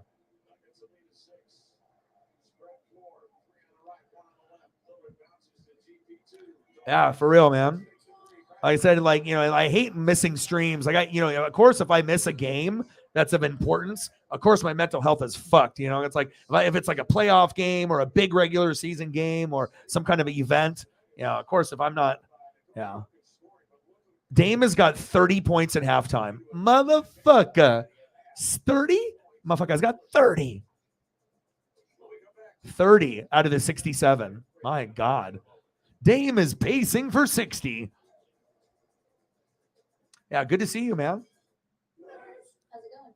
Interest rates up. I've been looking to get a better savings account, but all the options have you up in the air. So yeah, but this is you as a Cowboys fan hoping and praying because you haven't watched every San Francisco 49er game. So you've read some stuff, you maybe seen some clips, saw some stuff, maybe on Twitter, but you don't believe the hype, right? But the thing is, if you actually watched the games all the way through, it don't matter that Purdy is, third string, fourth string kind of guy, Mr. Irrelevant, 7th round, pick 1 billion. Like, you're going to be surprised when you actually watch, because I would not be shocked if Purdy gets, 2 or 3 touchdown passes, even on that Dallas defense. I know that sounds crazy, but the way that they've been clicking with that offensive line, it's not like the Niners have a bad O-line. They don't have a bad anything. They got quarterback, running back, wide receiver, tight end, coaching. They got defense. I mean, they don't really have a whole lot of weaknesses like Philly.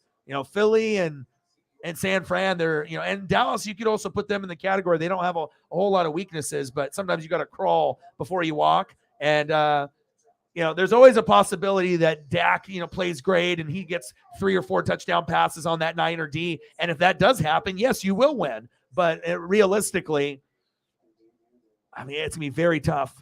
Very tough. Cowboys can win on the road. They proved they did that against Tampa. But again, how much did that Tampa game take out of them? And they know they have a challenge here. And also with Run CMC, I mean, if you can contain the Niners running game, you can win the game. But normally no one can. So it'll be interesting to see what happens. Congratulations for coming into the stream. Everybody's Tuesday is better. I figured that I would message you, or you would message me, or you just would magically just pop in here like David Blaine like you did. And good to see you, man. Good to hear from you. Hopefully your mental health is good. Hopefully job is good. I hope everything in your life is good.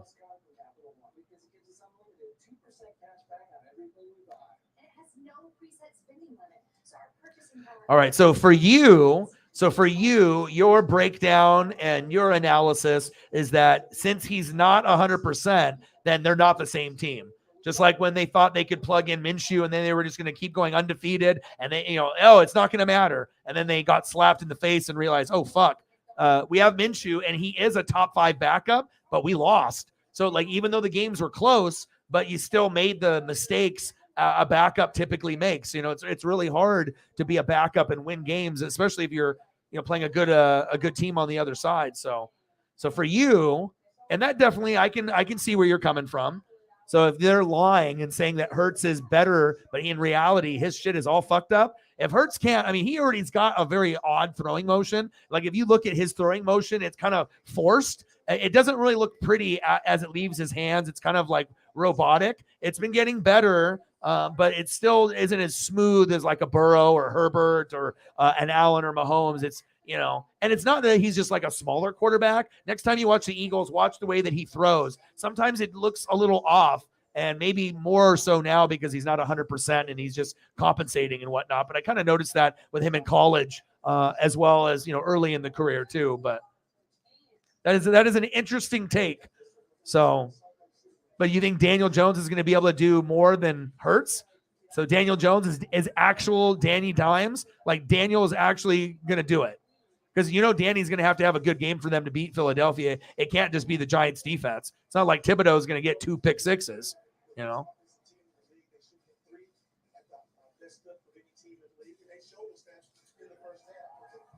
Yeah, and you think the same thing? So you're thinking that even though at home and with the extra time, you think that if he's sluggish and like Thibodeau and they start getting some pass rush, then they can kind of quiet the crowd. And then all of a sudden Saquon starts fucking running, rumbling and bumbling. And even though the Eagles know it's coming and normally they stop him, maybe they don't as much. And then he has a game and then they just find enough, ways to be able to. I mean, that could happen. That could. I don't know. But Philadelphia just seems like, almost a team of destiny too. It's not like I don't think the Giants and Jags are good. They got this far, so they obviously proved that they're much better than we thought at the beginning of the year, and they got hot at the right time. But sometimes your luck runs out, and sometimes the better team wins. So, I mean, that would be amazing for Dayball, of fucking crushing for Philly. And then, Chiefs and Jags, Cowboys, Niners. I mean, I don't know. When I just look at the numbers, it looks like the Bengals, Bills, Cowboys, Niners, to me, has a closer opportunity to be decided by like 3 points or less compared to the Eagles, Giants, Chiefs, Jags. I feel in those games, it'll be a bigger win total. Like, you could get 7, 8, 9, 10. It could even be 13, 14, depending on the flow of the game. I don't know. But I just feel that also, if Hurts is fucked up and his arm isn't as good, if the offensive line is healthy enough and they can run the football effectively, then Hurts can just run. He doesn't have to use his arm. He can be more like a Justin Fields where it's like, oh, God, this guy can't really throw the ball very well, but he's really good at the run. And we've seen Jalen be able to rip up teams for 50 to 100 yards on the ground. And so if he has to go that route, I mean, he can still get to 3 touchdowns, 2 on the ground, 1 in the air, and, still be like a shell of himself. But you never know. You never know. Yeah. But last game and where we are now in the season, I mean, a lot has changed, right? Like momentum has changed and really the health and hot and healthy. And you got to see what you did in December. So, yeah, we miss you too, bro.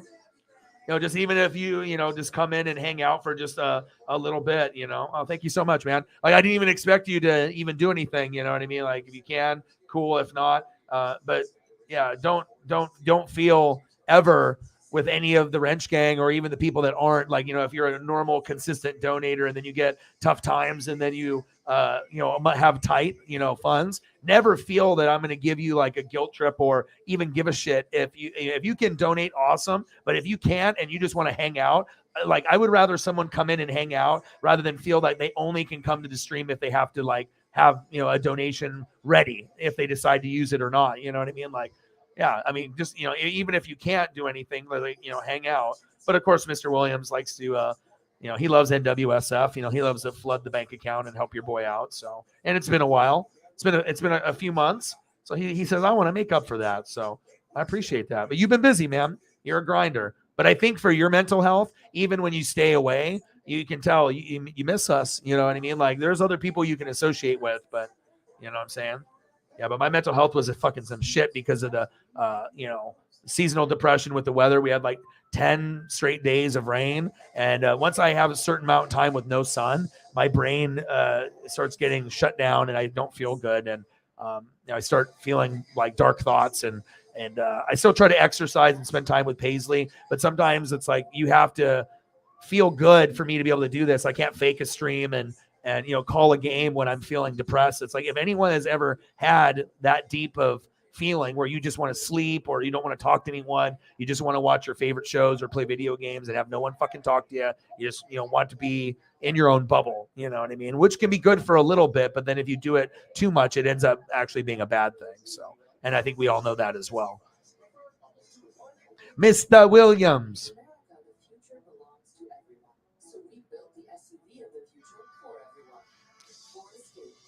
Hang out with your boy. Hang out with your boy. Hang out with your boy. You got to, man. You got to hang out with your boy.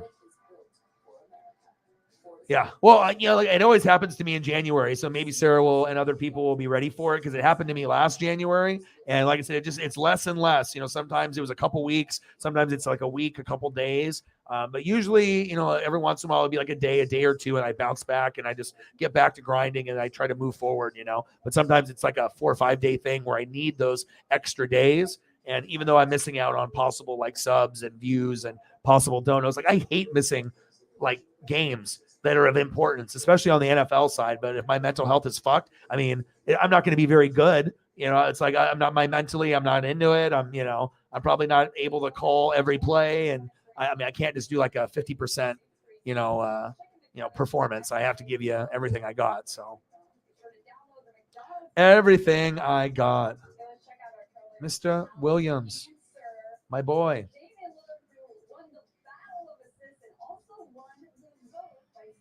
Mr. Williams, $69 dono for the mental health. Bang, bang, bang, bang. It's important. The mental health is important. I'm a mental health advocate, man. I got to be. I mean, I got to be able to use this platform for good, like true good, not trying to make money off like, I'm doing this mental health thing because this mental health company is paying me to talk about mental health. It's like, the fucking A, man. A lot of us are going through this fucking shit and it sucks. And, if we can talk about it or you can hear me talk about something and you can relate, then it makes things a little bit easier where you don't feel maybe as alone. Something of that nature. Mr. Williams, $69 dono on the Cash App for the mental health. My dude. Oh, yeah. Appreciate you, brother. Thank you. Appreciate you, my boy. $69 dono. That's my dude. Appreciate you, brother. Let me know what you want to see for the photos. Any photos for any of the donos today? Anything I can do? Let me know. Anything that you want to see? I mean, we're going to get Dodger baseball pretty soon. So, I mean, I'm just waiting. NASCAR and, for MLB to start and then boom, baby. And then there's no reason. I think it's just like with the bad weather in January and February, I'm just waiting for that spring weather and then I'm good. It's just like usually just January, February, where sometimes the mentals, too many days in a row of like rain. I got to be able to see the sun, even if it's only for like 10 or 15 minutes. That could be the difference between my mental health being good or still being like, so, not feeling great, but like just pushing through. So thank you, man. You want me to throw some Dodger stuff up, dude? Thank you so much, dude. I appreciate you. We've had some streams, Mr. Williams, that, where we struggled and, we didn't hit our goal or we hit half of the goal or under half the goal, right? But we actually broke our record. If you look at the ticker, single donation record is no longer 500, which was done by Nate the Great 3 times, Holly Hundo 1 time, and Shepard 1 time. Obviously, we know Mr. Williams has done many, many, many, many donos himself as well, right? And then Shep did a 1,300.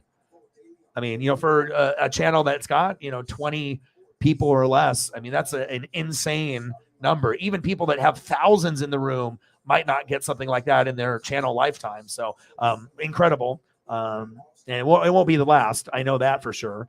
He's a hardworking guy, and that's amazing. And then it raised the total from 1,320. And then we got a few other people that helped, and now we're at 1,527.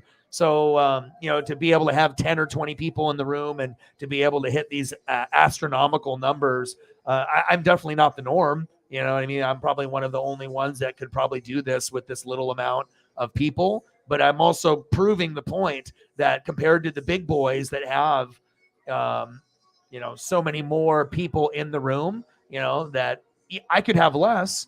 Right. But I might have more quality people, and maybe we even hit a bigger number than some of these people that have hundreds or thousands in the room. I mean, I know it's happened before because I know people have bounced around and, have looked at, different numbers of different streams and, what people are getting from their supporters and whatnot. But yeah, it makes me proud, I mean, it's exciting to think, because especially when we grow and we get more goats, that means more cool giveaways and more giving back. And it's just going to be an awesome time of being able to give back and people actually getting cool stuff, like a jersey or a hat or some slides, like not garbage, like giveaway stuff, like stuff that people will actually buy themselves with their own money. It's just like, except instead of you paying for it on NFL Shop, I do.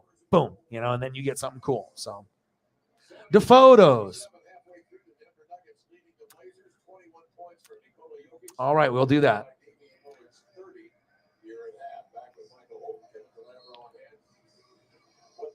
Yeah, I mean, like I said, I was going to ask you how you felt about that. $5 holla, Jameson Meza, getting rid of some guys and then bringing some new guys in. Bang, bang.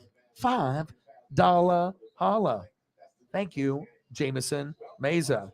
And also Mr. Williams, $69 dono. Bang, bang. Boom, boom. Brand new Cactus Jack. Bang, bang. Bigger. Better than ever. Like this one. $69 dono. Appreciate you. But yeah, I think that only time will tell. But you already knew, like OC and you already knew what guys were getting fired and what guys are going to, they have to kind of make a decision on where the direction of the franchise is going. Yeah, I mean, like I said, I hope it ends up working out for you because it always is going to typically be Titans, Colts, and now the Jags are in the mix in the AFC South. So very cool. Oh, baby, baby. Okay.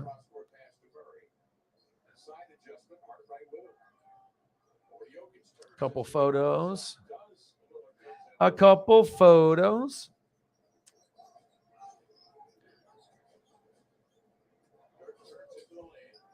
I mean, I'm still going to do some like Dodger stuff for you, and I'll throw up some other stuff for Jameson here, but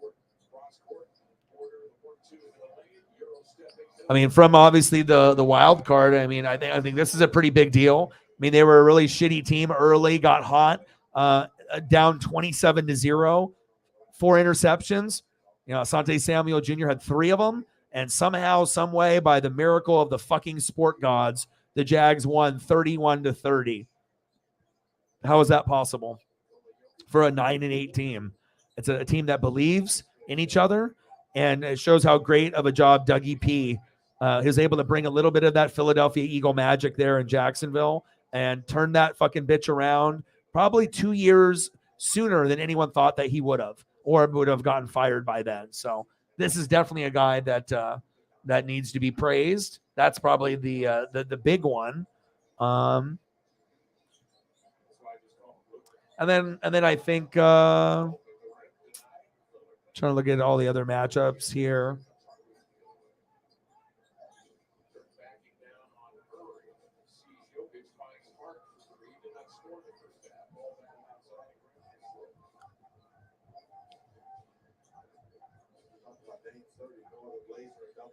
I got another guy.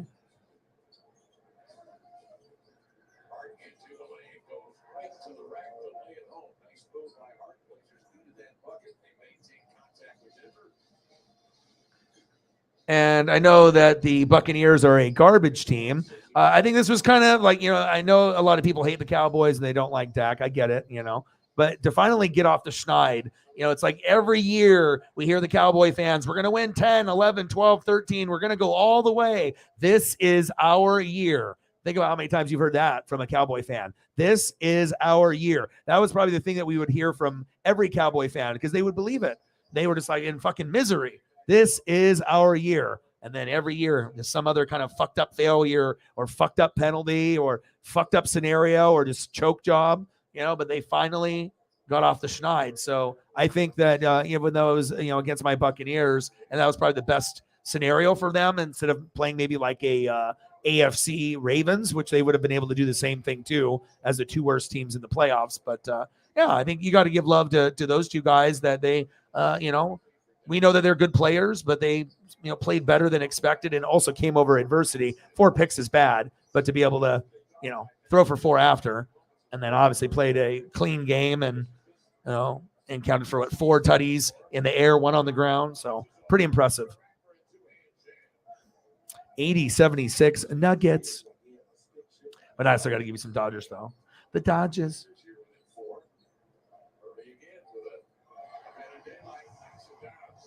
83-76 Nuggets.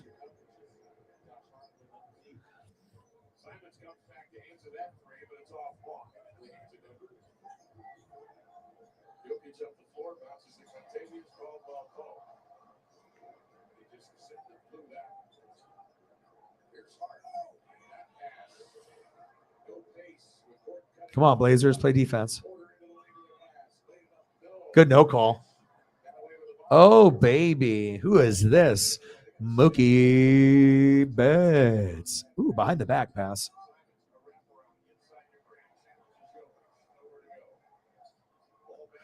James and Mesa, $5 holla. Thank you, guys. Sarah, $1 holla. 20 to go. Thank you. Appreciate you. The input and the photos is life. Yeah, and it's crazy too because every time that I end up, having like a record-breaking stream, or we hit like 500 or 800 or 1,000 or 1,500, like something insane. Like most people would have to, again, have hundreds or thousands in the room. So every time it happens here, it's just almost mind-blowing. But then it just shows like what kind of group of people that we have. Even if we have a small group, it's like a VIP. You never know what will happen. It could be a day where it's a little bit lower, or you could have a record-breaking day with a couple people. So. But yeah, I mean, you never expect it, but then when it ends up happening, it's always good. But yeah, we miss you, man. We miss you. This is your one-stop shop for the best show in town. So rise up, road fitting. This is your favorite flyer. Sports has you covered all season long. We don't build trucks. We don't make engines. Don't make transmissions. Don't develop technology. And we don't manufacture buses or chassis or parts. We create possibility. And we create opportunity. We stock shelves, build bridges, paint cable, pave roads, move people, haul logs, hogs, pipe, grain, bricks, dirt, cattle, milk, fuel, and anything made. Well, Aaron Donald for you, Mr. Williams. Sarah.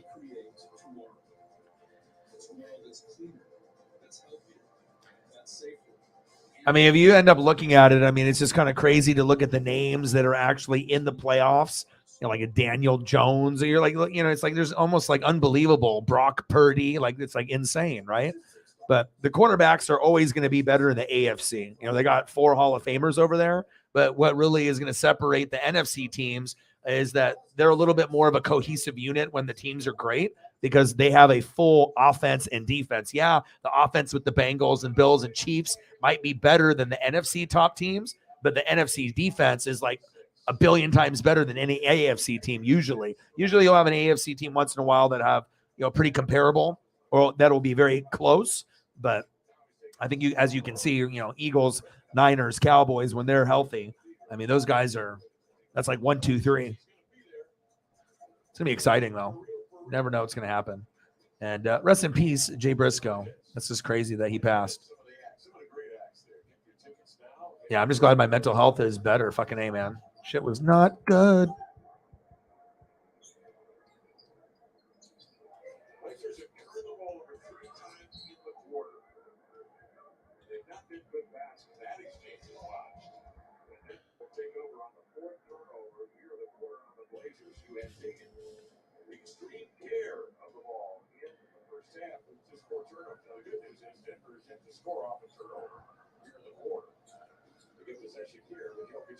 But thank God we get like baseball and NASCAR back soon and other things, because man, it's like I'm itching now.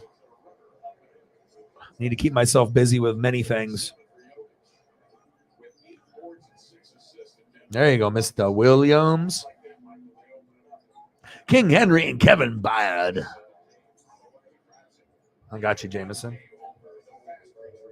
Dame Dollar 8778.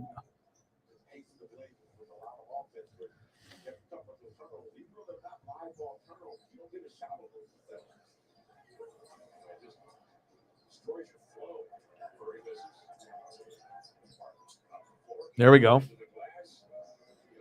87-80 Nuggets. Come on, baby. Nice bucket by Josh Hart. Oh, Derrick Henry. Logo, player, cotton candy smoke. Beautiful.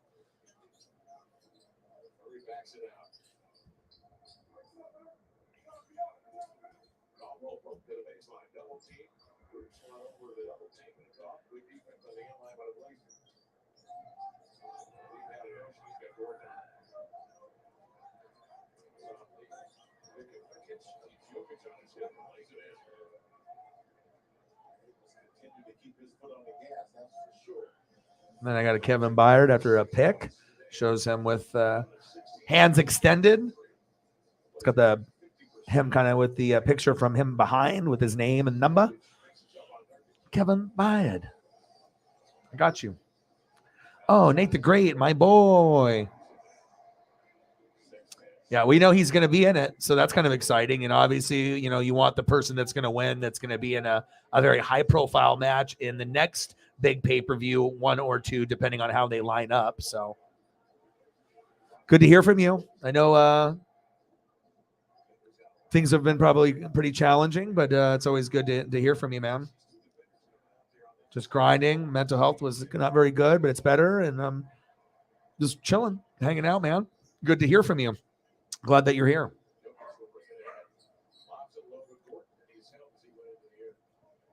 90-82 Nuggets. Come on, Blazers. Now I'm going to delete some of these photos, make room for some more.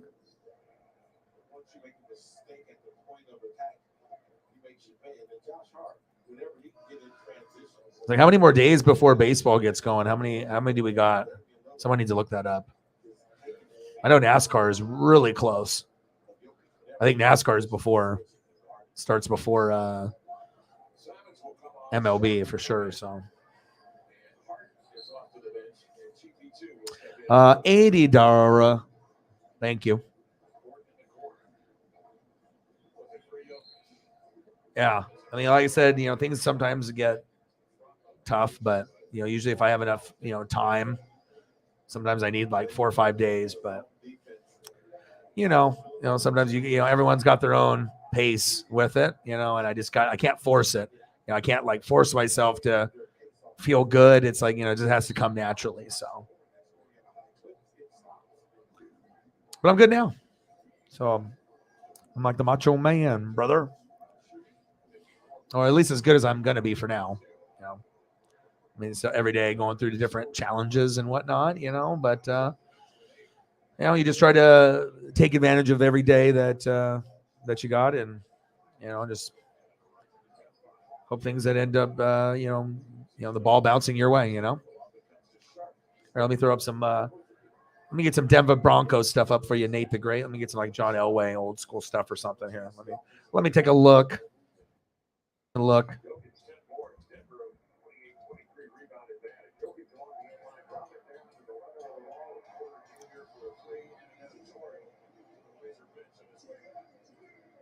Nate the Great.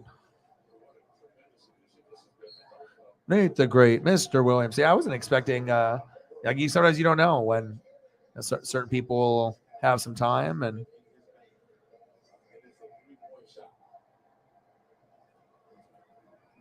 GP2 sets an illegal screen. So Denver will take over on another lazy turnover here in the quarter. That is their 5th. Jokic with it. Off the screen of Brown, who was moving. See, I like that. Like, this is one of the ones when they won the Super Bowls at the end of his career, like 97, 98, but the old school Orange Crush with those helmets, that's the real deal Holyfield right there.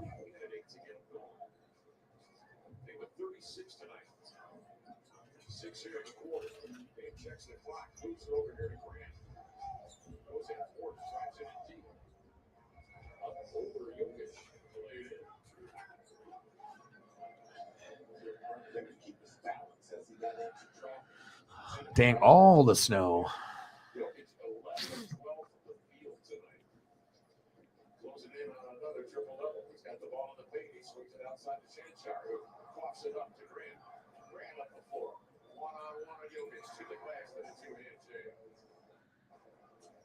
Yeah, man. Of course, I'm going to give you the dope.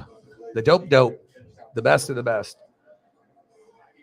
Can't just try to throw up some Bronco photos and throw up like Brock Osweiler or something. We got to get the good stuff. No Trevor Siemian. It's not going to be Elway or Manning.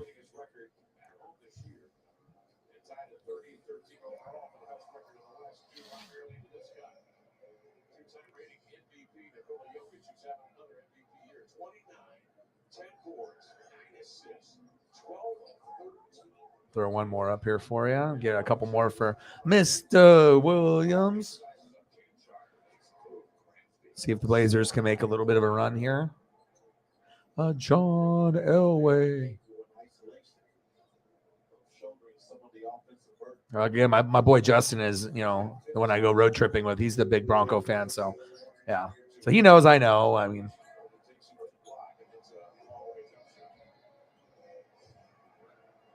going to be a few years. At least it seems that way, but you never know. Things are crazy in football sometimes.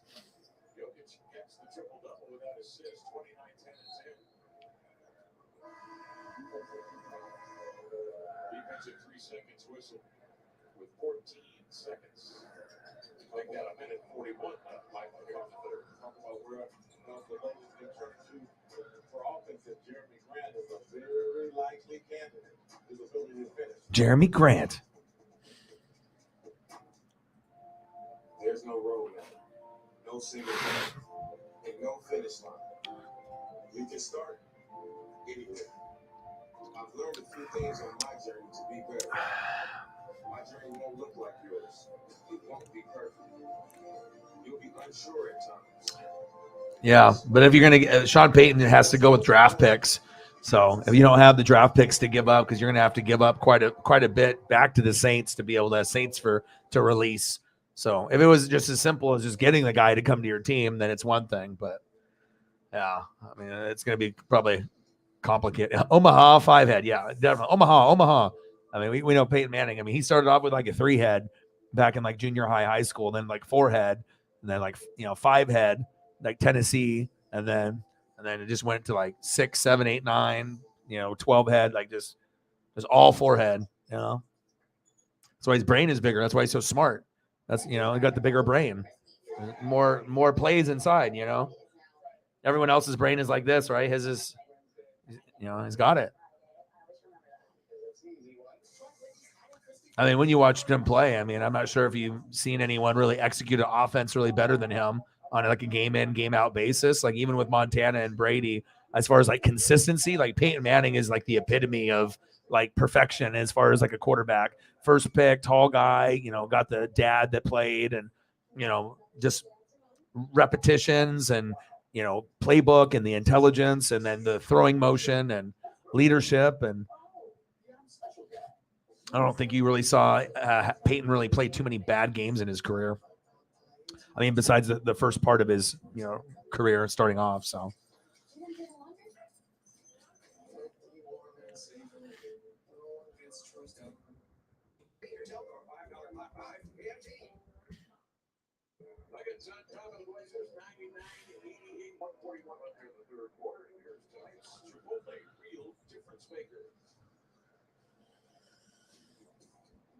The NBA's top scorers of the last 5 games against Damian Lillard, number 1 at 38 in contests. LeBron James will be in Portland this weekend, 36 a game. Jason Tatum, Jalen Brunson. I'm going to put up a picture and we're going to discuss on if we're thinking 5-head, 4-head, 3, 10, 12. I mean, what is this? So 1-head, 2, 3, 4. And like the hairline is at probably like a 5-head, maybe 6. It's all brains in there. There's no air and other whatever, cartilage, bone, just all brains.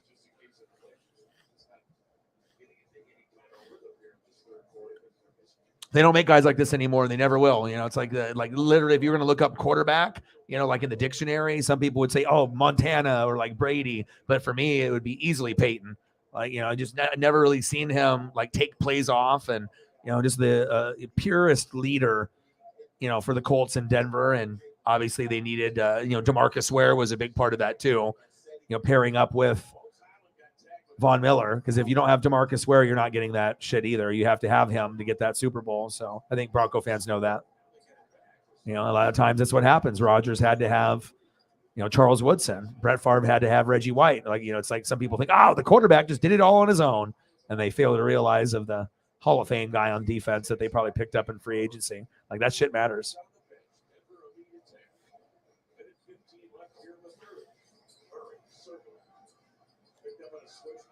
That's the best 7-head quarterback we've ever seen.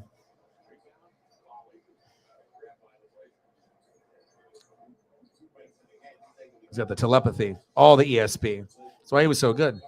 The best thing I think about Peyton to me that stands out that when I watch in his career, is that when he ran play action, right, he ran to the running back fast every time. So he didn't take some of the steps slow where you knew it was going to be a handoff or a pass. He kept it the same throughout his whole career. And that's one little thing that I noticed that many people have never noticed about his career unless they watched him. And that made him, I feel like, have an advantage over everyone else, because everyone else, when they run play action, they tend to kind of show their cards. Like if they do a slower motion, maybe it's a handoff. Faster, it's a play action fake. But with him, you never knew. And then when he put the football in there, like Edgerrin James or whoever it is, Dominic Rhodes, like he would put it in there, like into the guy's gut, and you don't know, all of a sudden he might pull the football out at the last second. But I don't think I've ever seen anyone run play action better than Peyton. I don't think you ever will. But that's something that I noticed. And if you go back and watch film of Peyton on YouTube, you'll see it. You'll be like, oh my God, wow. And there's a lot of big touchdowns that he had, running play action, because you just never knew if he was going to hand it off for a halfback draw, and that goes for 20 yards, possibly a touchdown, or last second play action, boom, over the top 50-yarder to Marvin, or maybe Reggie Wayne or something. So, or maybe to someone else. Like Demaryius Thomas, rest in peace.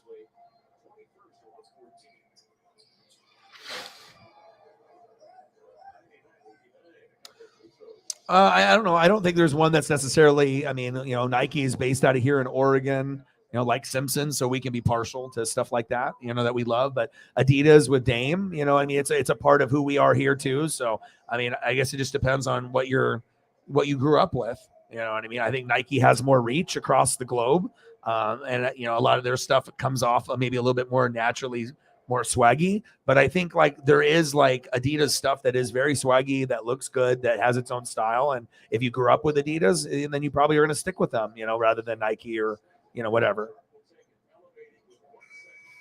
Shit, with me, I didn't really have one or the other. I had Fila Grant Hills back in the day. And then I had Nike Air Zoom Jason Kidds. And then I had Air Jordan Michael Jordan, leathers, and I had Anthony Hardaway's, Nike. So I've had a little bit of everything. I think the only one I didn't own was my friends owned them. They did the Reebok, the Answer with the Allen Iverson, the AIs. That's the only shoe on the Reebok side that was big that I never owned. But all my friends owned them, and I'm a big Iverson guy too. I love AI, so that was one of my favorite jerseys back in 8th grade in 96. 14 years old, rocking the red rookie AI.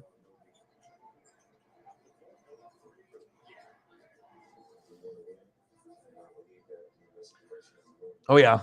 And multiple, Nike ones. And it just depends if you have the hookup. They have the outlet stores. But if you get a hookup with me with Marcos, he actually works at the head Nike headquarters, where they did the Drake video. And it's the $1 billion location. So he gets the first dibs on the stuff that's actually at his spot, in his buildings, there. And then also downtown, they have other stores that are more exclusive where you have to have the pass, and then you get a good 50% off, so if you have a pair of shoes that's 200, then you get them for 100. So obviously that's a hell of a deal, especially if you get ones that are 250, pay 125.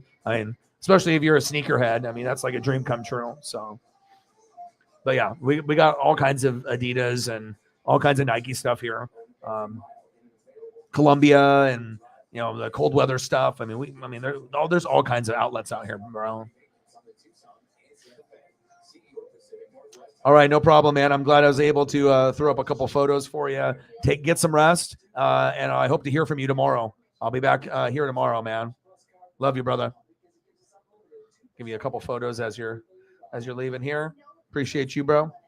Anytime I can put a little smile, so you can see some cool shit that you enjoy, that you love. Sometimes that makes the difference, Appreciate you, brother.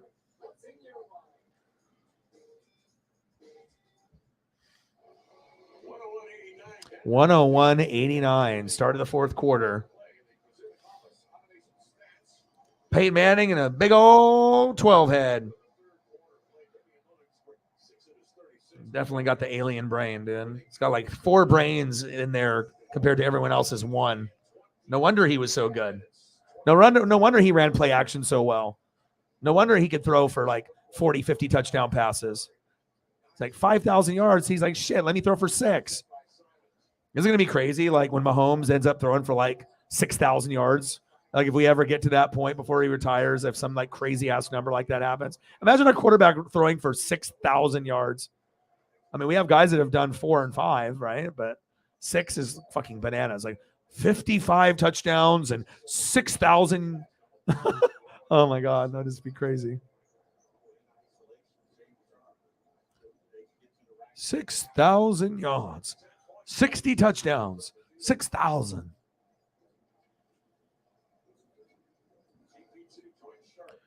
Blazers down by 10, 101-91. Time to get the PEDs and the steroids and get everything from Vince McMahon's bag. Nuggets are good. The Nuggets are good. All right, Mr. Williams, what do you want to see for photos, brother? You have any like movies or anything like TV shows? Something that we can, something I can pull up? It's always good when we can do like food or celebrity stuff, movie stuff.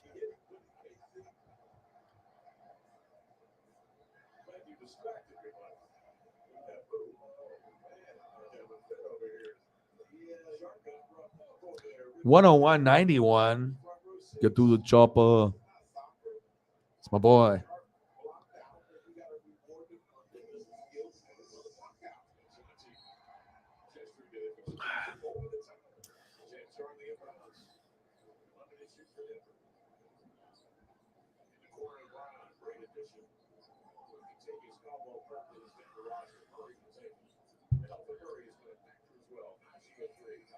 Oh, damn. Denver keeps pouring it on. 104-91 Nuggets. 10:35 left in the fourth quarter. I don't think we're going to come back and win it. I swear, every fucking time I watch a Blazer game when it just comes on when I'm streaming, I think now I'm 0 for 7. I mean, the one game that I've seen the Blazers win is the one I went with Justin when we went downtown when we did the arcade and we did the pizza thing. Oh, and speaking of arcade, the Teenage Mutant Ninja Turtles has a new one that came out, as of recently, and it's like Shredder's Revenge, and I guess you can play with like April O'Neil and Casey Jones on top of the Turtles and Splinter, and they have like a guy that has done like a full walkthrough on YouTube, so you can see like the whole thing over like a couple hour period. I sent the link over to my buddy because that's like one of the games that we grew up. That's our childhood. I grew up still with like, He-Man and Skeletor, Masters of the Universe, Ghostbusters, G.I. Joe, Transformers. But right when Turtles came, that was like right in that wheelhouse when you start, being like 5, 6, 7, 8 years old, and everything that you see at the toy store or any cartoon you watch is the coolest thing you've ever seen in your life, and you just lose your mind, right? That was Teenage Mutant Ninja Turtles for us back in the day. So, but it kind of has an old school arcadey feel like Teenage Mutant Ninja Turtles, the arcade game. So if you've ever gone to an arcade and played that, that's an awesome game to try to complete and beat with a friend or two. And we did that and we beat that game. Took us probably an hour, a little over that, but it was hella worth it though. But this new one looks awesome. Ooh, big rejection for the Blazers.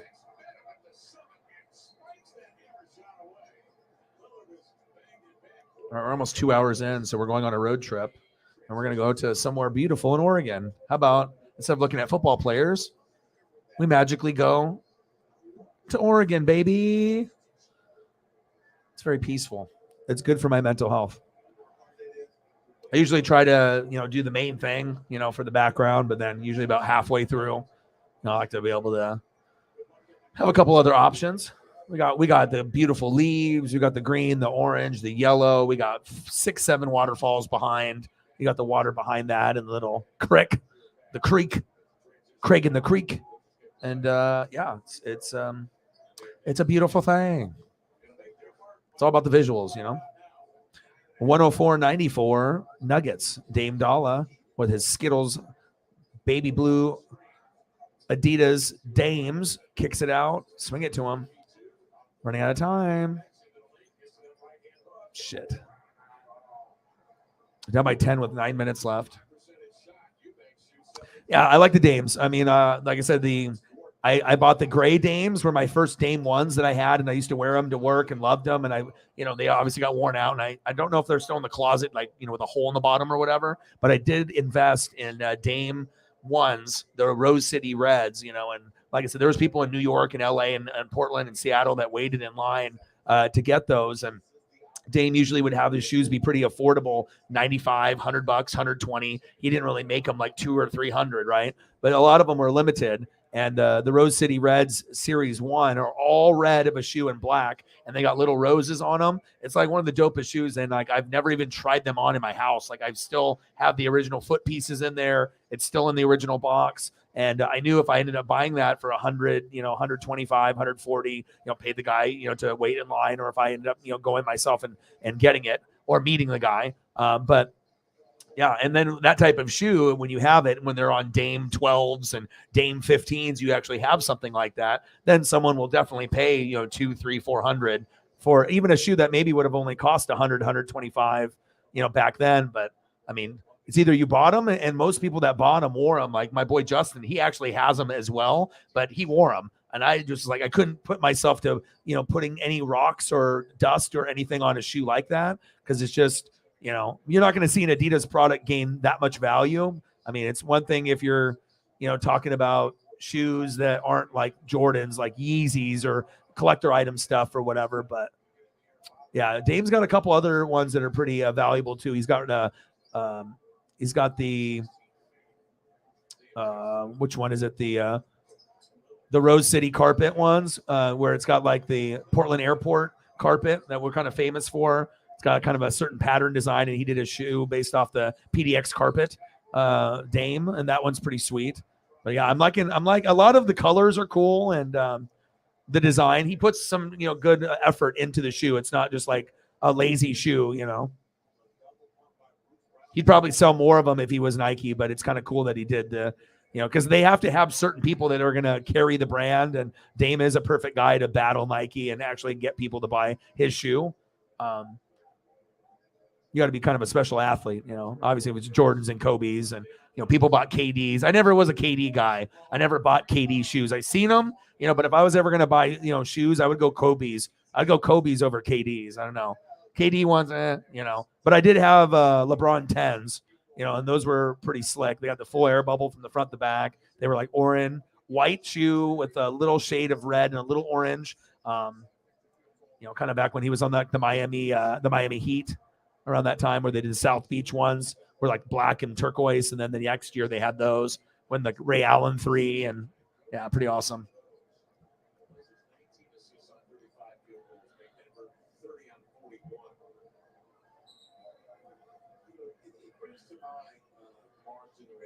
Awesome. Yeah, maybe I need to check it out. I wonder if I've watched it. Let me look to see what it looks like.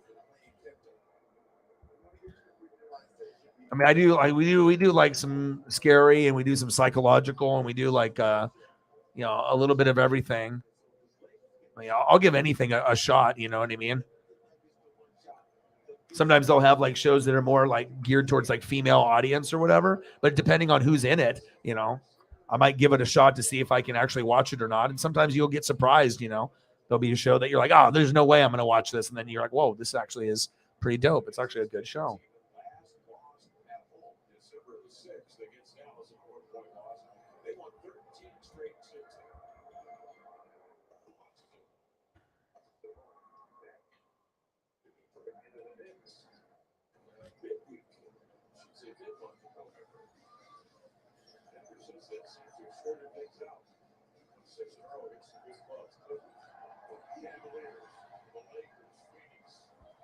See if I can find something.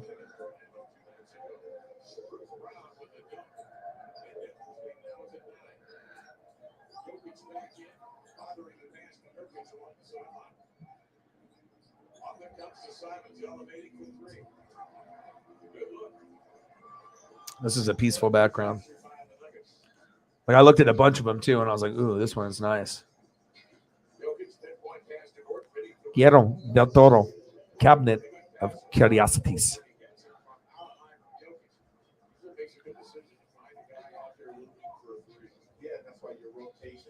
Yeah.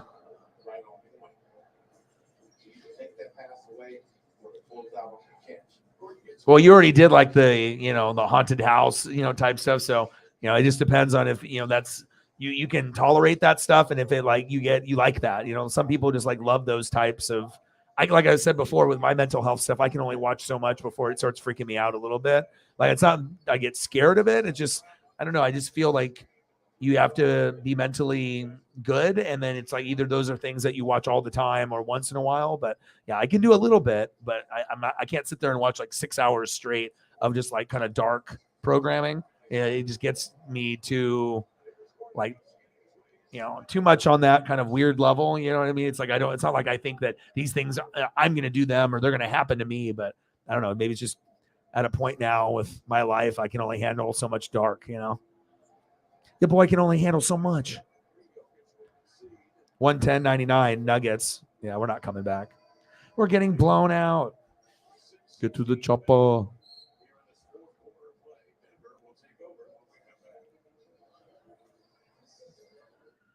Peanut butter. Peanut butter. Our squad of vehicles with all-wheel drive and four-wheel drive is ready to take you on. Safety's the name of our game. Bundle up. Toyota. The graveyard rats. Zombie rats are taking over.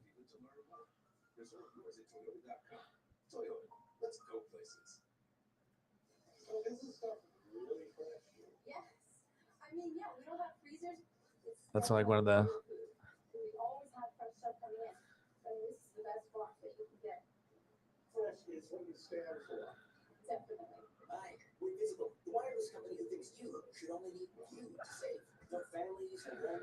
So it's like each episode is like a different story, and then they have like a different type of twisted story. So you kind of go through like each episode, you look forward to it because it's not like a continuing thing. It's like a different one every hour.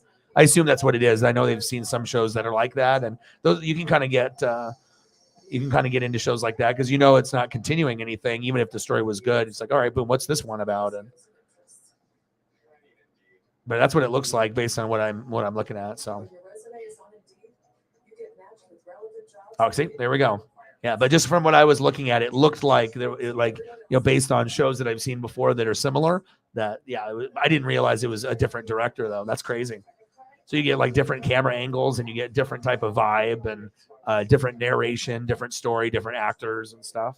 That's cool. And then obviously twisted horror shit. So yeah, I might be have to. I don't know. I don't know if I'm gonna watch anything like that tonight and stuff. But yeah, maybe I'll. Maybe I'll look into that.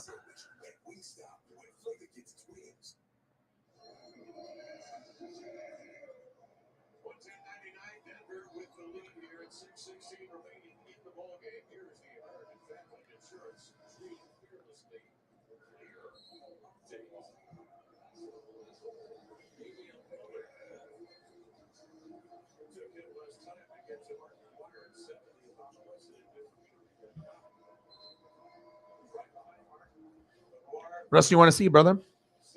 I'm just chilling, man. Blazers are going to lose, so just good to have you in the room. I actually need to go grab my my Snapple before someone drinks it in this house, and then something happens. But did you drink my Mango Madness Snapple? Did somebody drink the Mango Madness Snapple? You? So I got to go grab that. Hold on.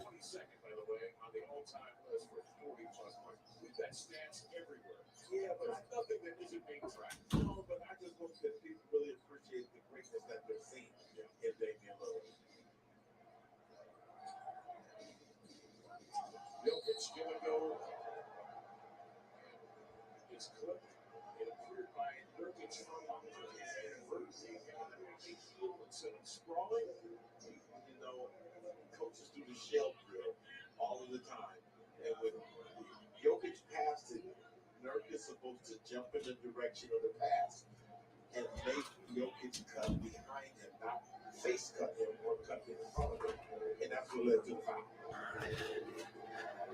All right, 110.99 Nuggets. Of course, Jokic with another free throw. This game is fucking over. And the Mango Madness is secured. I have secured the bag, but it is frozen like a slushy, icy, slushy, squishy.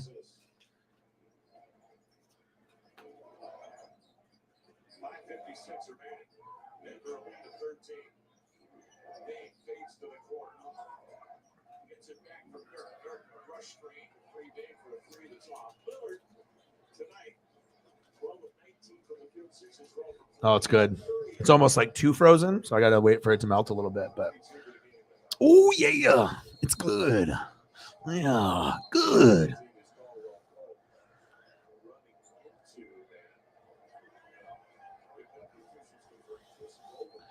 Yeah, 112.99. I just got to finish this because I mean, like I said, if I told him if I was going to start watching, but it just sucks that every time I watch, and I know we've had injuries and things have been tough, but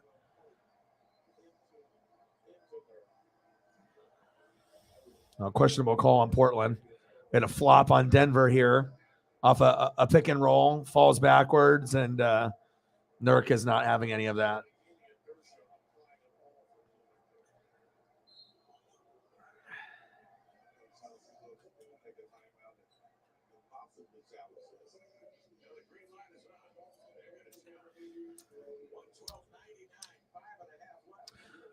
Yeah, I've been watching a lot. You know, it just depends on what's on.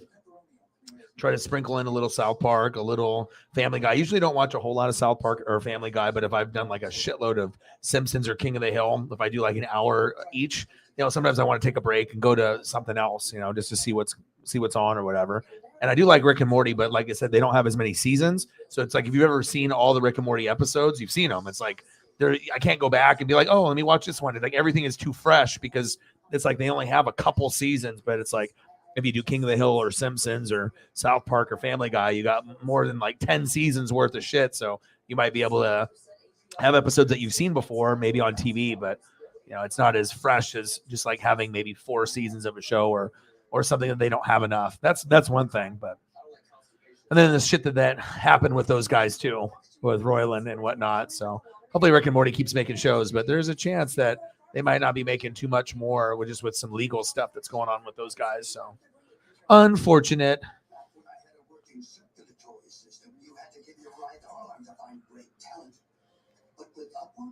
No more Cody Bellinger on Dodgers. A lot of guys that we're used to seeing no longer there.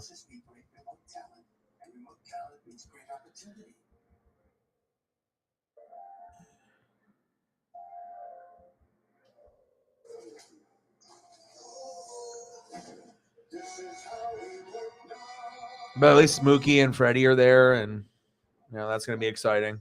They just need pitching to get healthy. And then seeing Julio year 2 is going to be fucking exciting. I mean, we got to try to capitalize based off the success that we had this year. So, yeah, not having Justin Turner is fucking weird. Like Bauer, we didn't have really a connection with him, but Turner, he's been there for so long. It's weird, you know? Oh, yeah. It's like, you know, especially with the names, you know, you got the LeBron, Anthony Davis, Russ, and you have certain guys, but when the bench isn't very good, and then even though it's like you want to have them do better, but yeah, I mean, at one point the Blazers were, you know, sitting in first place in the West early in the season, but then Dame got hurt, and then, you know, things started kind of spiraling there. And you know, at this point now it's like you're trying to look uphill, you know, and right now Portland's 10th. So Nuggets are first.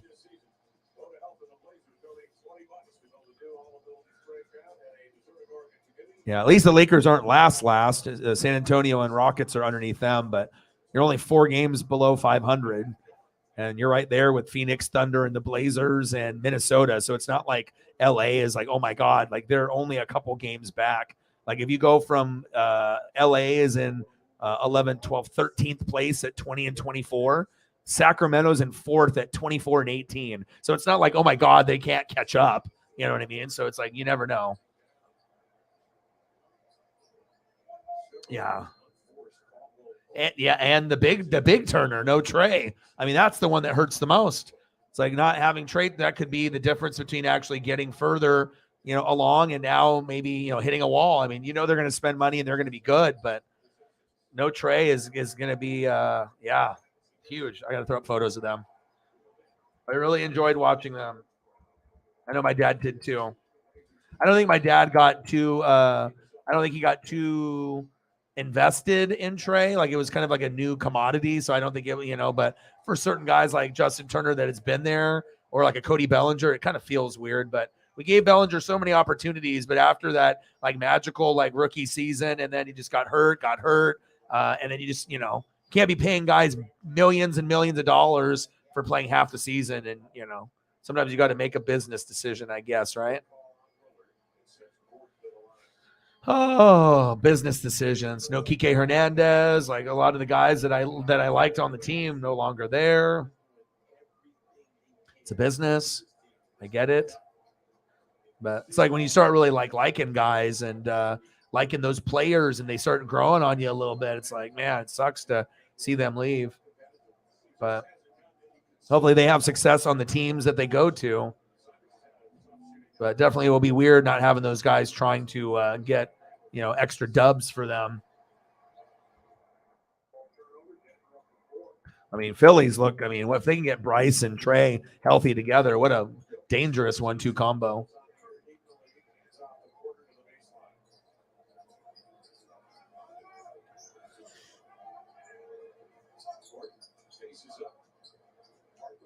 I mean, you could argue that Trey is the most well-rounded player in Major League Baseball, as far as like hitting, fielding, everything that he does, and, everything he does like just so easily. He's not like a big name for like superstar to most people, where you got, the Otanis and the Trouts and the Julios and Aaron Judges. But if you actually look at his stat sheet, I mean, he's right there with any of those guys.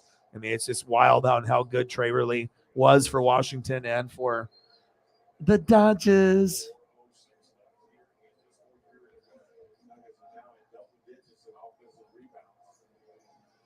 It's weird. It's a weird.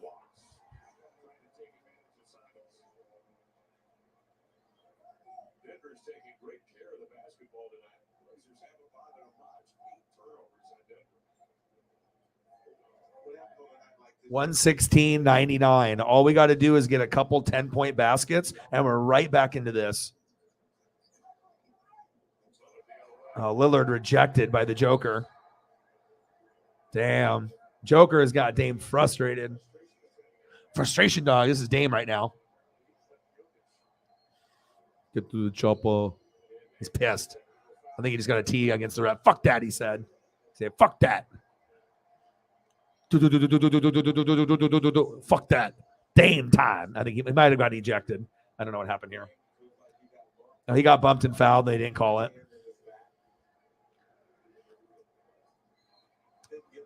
Has anyone seen? I mean, I know probably a few of you guys have, saw it in like a timeline or whatever. But obviously, with up, down, down, and with Xavier Woods and a few other people, and I've seen it through on my timeline on Facebook as well. But they have that gamer that made that insane setup of like a Nintendo Switch that opens up as a TV and gaming system, and he's got like 6 different consoles and pushes a button, and then the controllers come out, the games come out, and it like folds up and in and.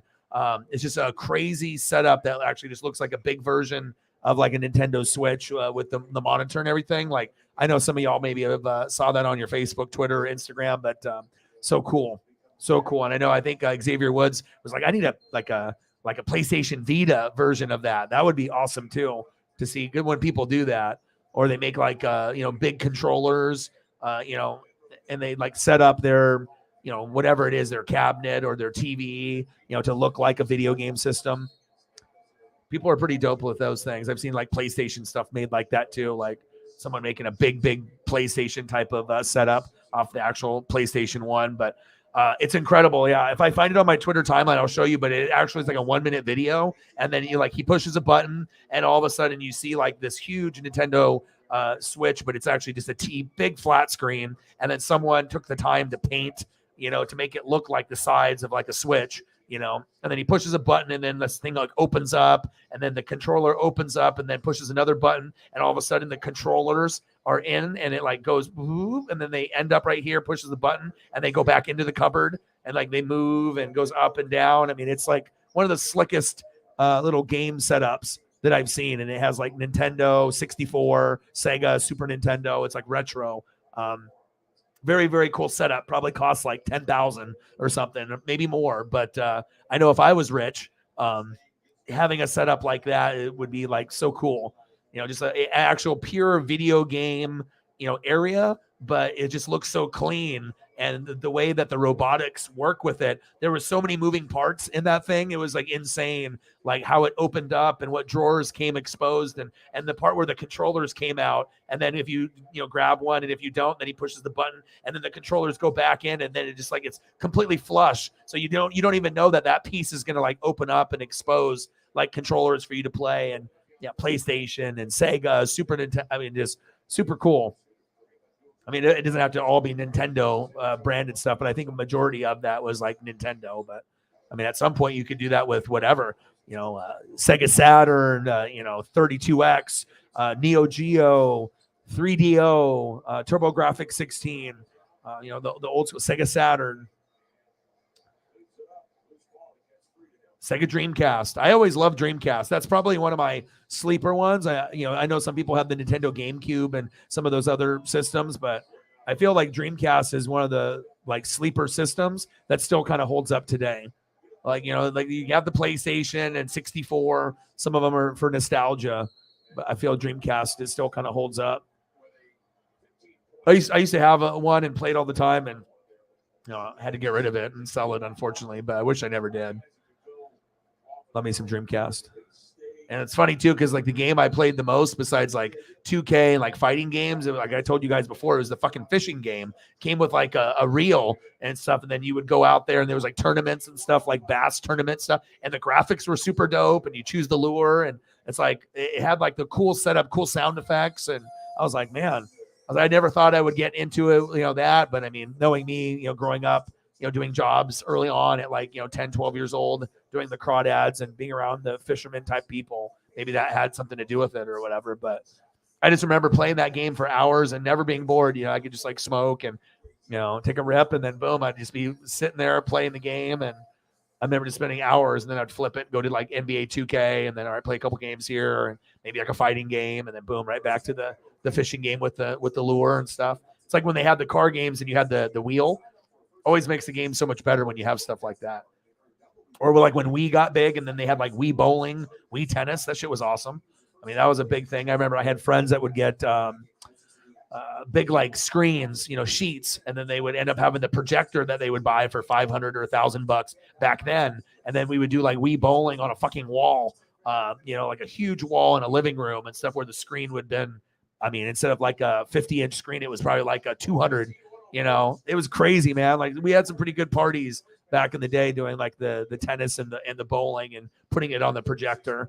But yeah, all of my friends are pretty crafty. They're like, all right, we don't have enough money to get this like $5,000 big screen, but how can we manipulate that and spend like a fraction, but still have a good time? And then that's what they came up with. And it actually worked out pretty fucking good.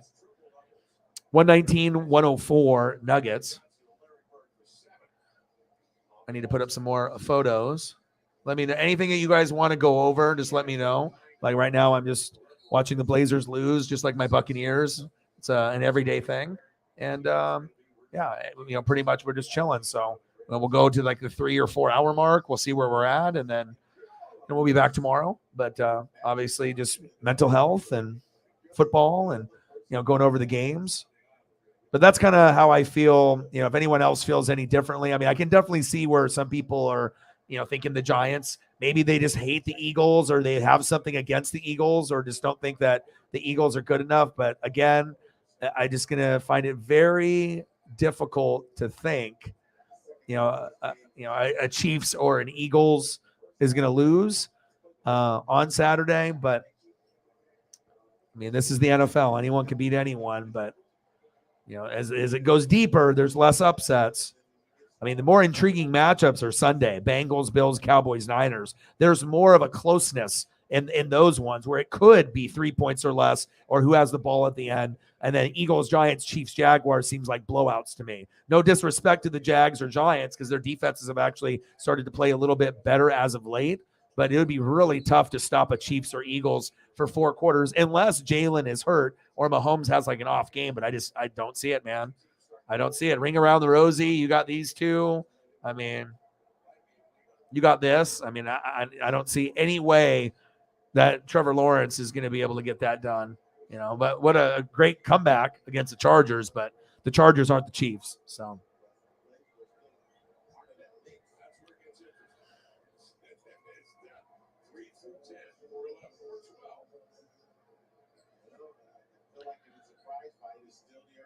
All right, that's interesting. Yeah, I mean, like I said, for me, like I was always into stuff like that, so I always tried to, you know, those always like the old school stuff that not a lot of people had. Like I remember TurboGrafx 16. We only had one kid that had one, like 3DO, one kid that had it.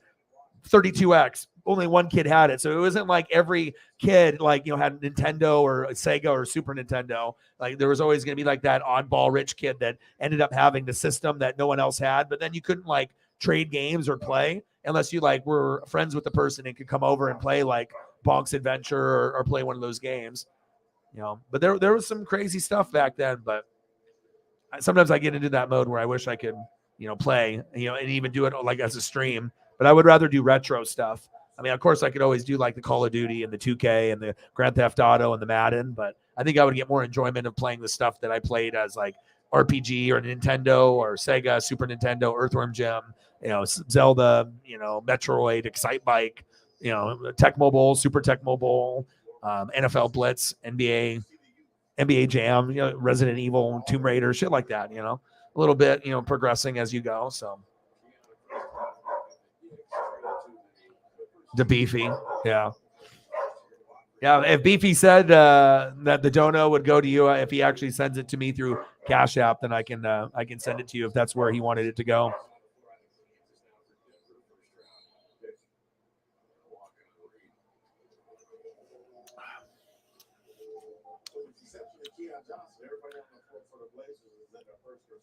But the Chiefs and Jags is Kansas City by 8.5. Eagles, Giants 7.5. Philly is the line on Vegas. Buffalo over the Bengals by 5. Like I said, I don't know what you guys are feeling, but I honestly, genuinely feel that Bengals have a true shot, and they could surprise everyone. I mean, of course, we could get Bills, Chiefs, and that's the most likely scenario. But I think the Bengals have been playing some better football than the other two teams as of late, personally. And then Cowboys, Niners. I got to go Niners, man. I mean, I've been saying it for months before anyone else did. You know, I'm not going to go back on what I said, especially when I still feel that they're getting better. So,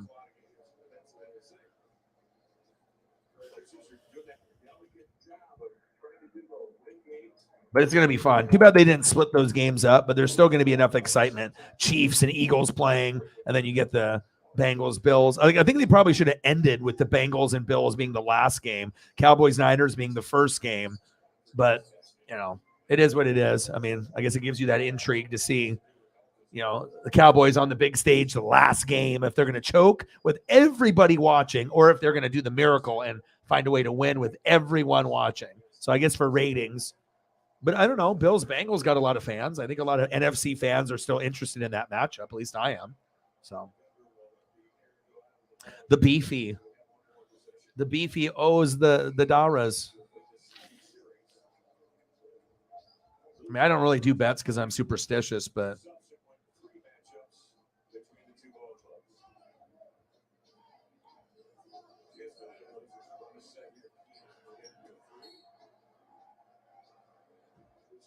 $122, $113 Nuggets, 8 seconds left, and then I can go to, hopefully there will be like NFL replay on NFL Network. Oh, Blazers, another loss. Well, we already knew. I mean, when you play the Nuggets, they're the number one team, so.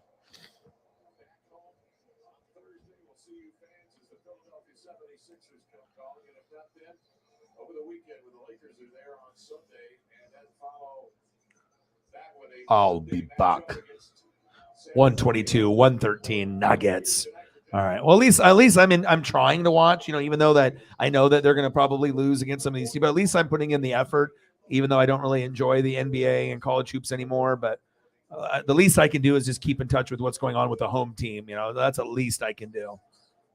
Well, technically, the least I could do is never watch anything, but you know what I mean. All right, we got NFL Total Access, and then after Total Access, then what do I get? What is the replay at 9 and 35 minutes? Seahawks Niners. Oh, nice.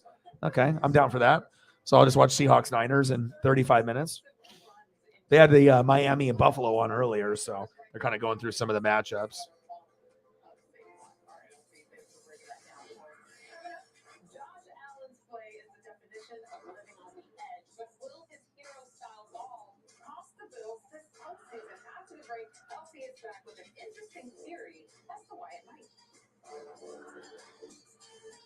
Before we begin, I'd like to thank our sponsor, Liberty Mutual.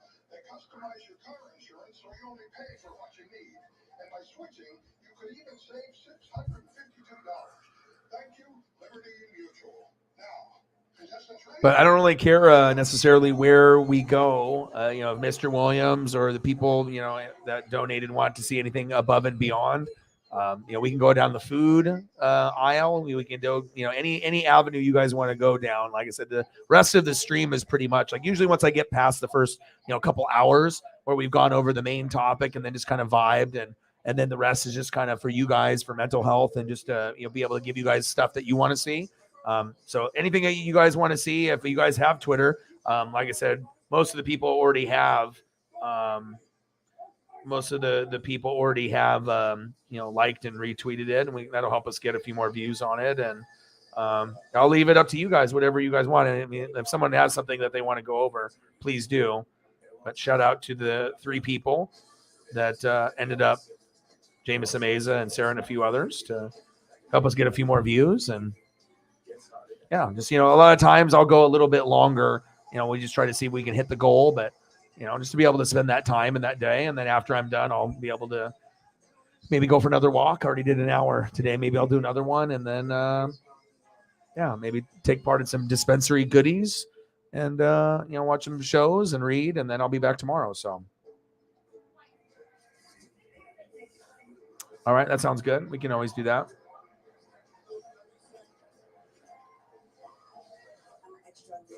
And I'll be your sub today.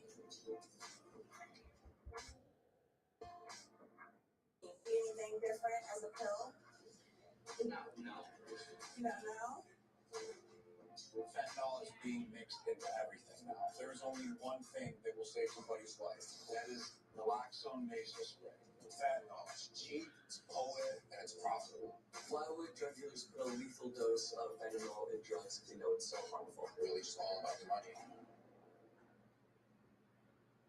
I just didn't realize that one pill could change your whole life. Or kitchen now.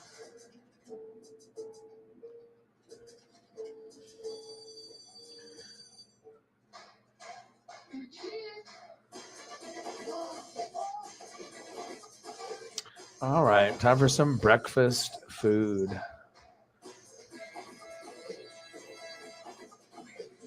You're not going to get it all right.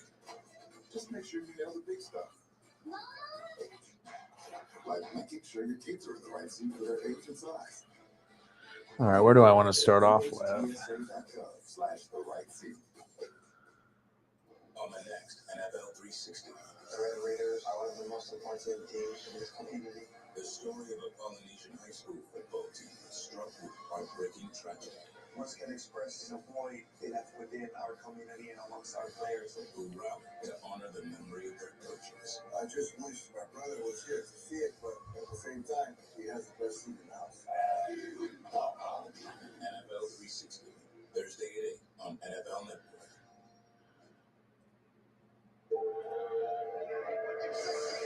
I guess I got desserts kind of mixed in with this as well.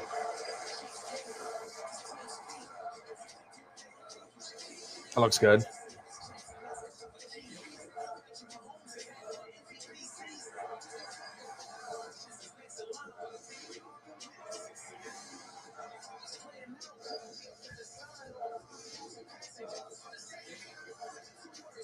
Yeah, it's good for my mental health.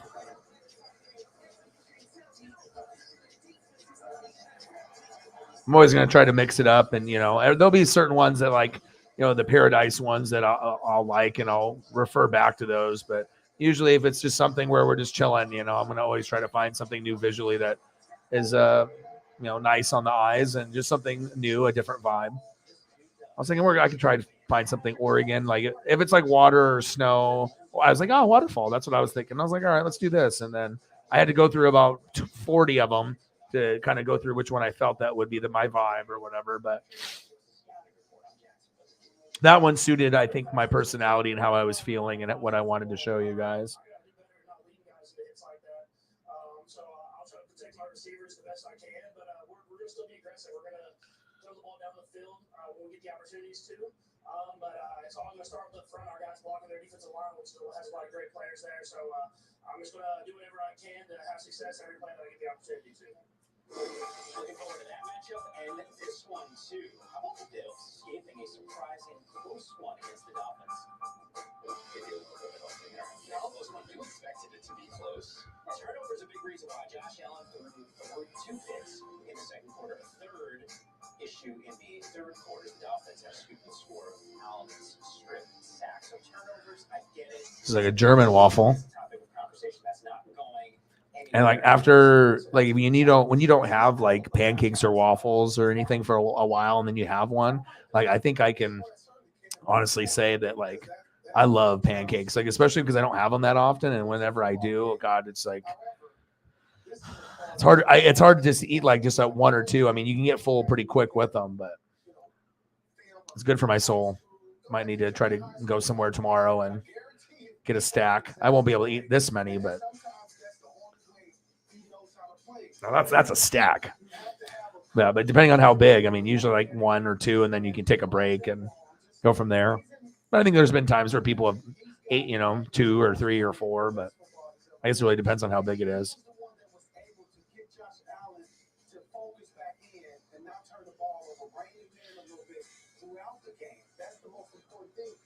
The game, sometimes you get going, emotions get going, and you're playing ball, and so you have a tendency sometimes to get a little bit loose with the ball. Yeah, I mean, like I said, you never know how things are going to go, but usually, history tends to repeat itself. Sometimes you get surprised with like what the Jags did, but usually once you go from like the super wild card and you play teams that maybe have shit defense, and then you're starting to play teams that like are the real deal. But again, it's not like the Chief defense is elite or the Bengals or the Bills. So it's like, there's going to be a little bit of wiggle room to be able to make plays on those defenses, right? Even the Giants defense has been playing better as of late, but even Jags, I guess you could say them too. I mean, with Josh Allen and with the Giants, I mean, Thibodeau and some of their guys. So Jags defense has been getting hot. Giants has been getting hot. Bengals has been getting, getting kind of, getting themselves right at the right time. Cowboys and Niners got great defense. Eagles do too. So we'll see if the time off is going to affect the Chiefs and Eagles for being able to be a little sluggish in the first half. But yeah, I really like this one. This is one I'm probably going to keep, and we'll use this one again. This is a great one for spring or fall. With the leaves changing in the background, it kind of looks like more of a fall photo because it's got the, orange and green and red, and it's like the transition. But when with the look is just, special. Oh, biscuits and gravy. That's a good one.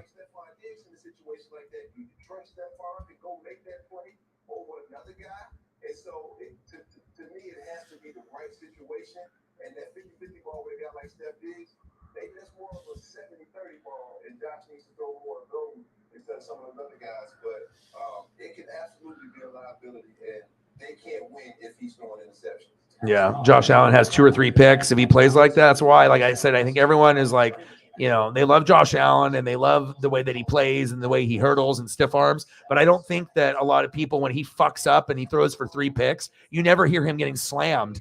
Like if another player did it, they would be getting slammed. But have you noticed, like compared to other superstars, I mean, you don't see Burrow and Mahomes throw for usually 3 or 4 picks that often. But it seems like with Josh Allen, if he threw 3 or 4, he doesn't get ripped as hard. It's like the Bills fans like protect him, and I think the bandwagon fans protect him, and then they kind of make excuses why it's okay for Josh Allen to throw 3 picks. But I mean, if you're not going to do it for Burrow and Mahomes, then why would you give Josh Allen the freebie pass? You know what I'm saying? So Just some of the little things that I've noticed.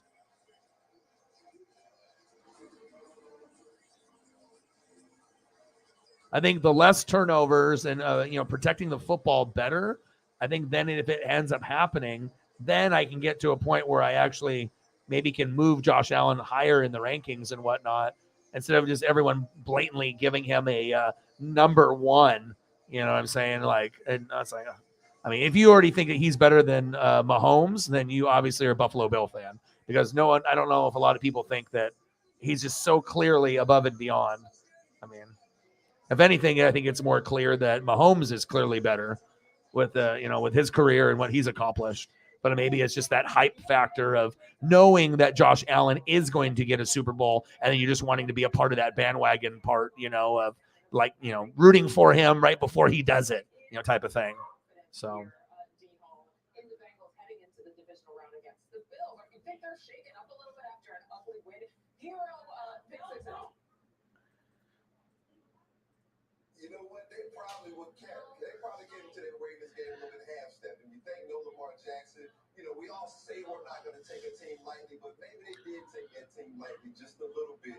But I got to spend some time with Sam Hubbard in this offseason, and I tell you what. Ooh, this looks good. Sausage, biscuit, gravy, bake. I'm more of a chicken fried steak, but like I said, if I want to switch up, that I definitely could do something like a biscuits and gravy or omelet. You know what I mean? I'm not going to choose those every time. Those are like second and third options, but this looks good. I love like when you have like the casserole dishes, or like the dishes that you would see from your like parents or from your grandparents or aunt or uncle. This gives you those old school vibes. Not necessarily just even with like Easter or Thanksgiving or Christmas, but just even like the get-togethers and whatnot. Haven't you noticed that though? You know what I mean? Everyone's like, they never like put the pressure and say like, anything bad or be critical. Like everyone is so afraid to say something bad about him. But the bottom line is, when they end up losing a lot of these games, it's because of him. I mean, yeah, sometimes the defense doesn't do their part, or Singletary in the running game, right? But a lot of times Josh Allen like single-handedly loses the game sometimes for them. Sometimes it's a combination of Allen and the O-line, Allen and the O-line in the defense, Allen in the defense, or maybe the defense just fucking blows it and he plays awesome, which happens too. But I mean, there is a few games I feel that like Josh Allen loses more ball games for Buffalo than Burrow or Mahomes does, like single-handedly. Like you're not going to really see Burrow throw for 4 picks or Mahomes for 4 picks or 3 picks often. Yeah, I know it happens, but I think that it just seems like Allen is more of an interception machine, and eventually that's going to come back to bite you. You can be the best talented guy out there, but you have to be able to hang on to the football. And if you don't, if you're not able to, convert drives on third down and keep the chains moving. So we'll see. We'll see what happens. You never know. Buffalo could blow out. Bengals could blow out. Could end up being a win by 3 for Buffalo, a win by 3 for the Bengals. But I'm not on the Buffalo hype train. You know what I mean? Like I said, I respect Buffalo. I think they got a great organization. If you're a Buffalo Bill fan, you couldn't ask for a better quarterback, from like a Jim Kelly to like a Josh Allen. But like I said, I'm more of a Mahomes and Burrow guy, and that probably will never change. So. But if he stops, like, having the bad interceptions and the bad throws, yeah, I definitely will reconsider the way that I feel about him. But until I see him, be a little bit more safe and not so gutsy with things. But again, the guts might end up helping him, win the Super Bowl, but it also could prevent them from even getting there, because they easily could lose to Cincinnati. But Cincinnati's got to get off to a good start. They got to be able to run the football and run the football effectively. And if they're able to do that, then it's going to be easy peasy for them.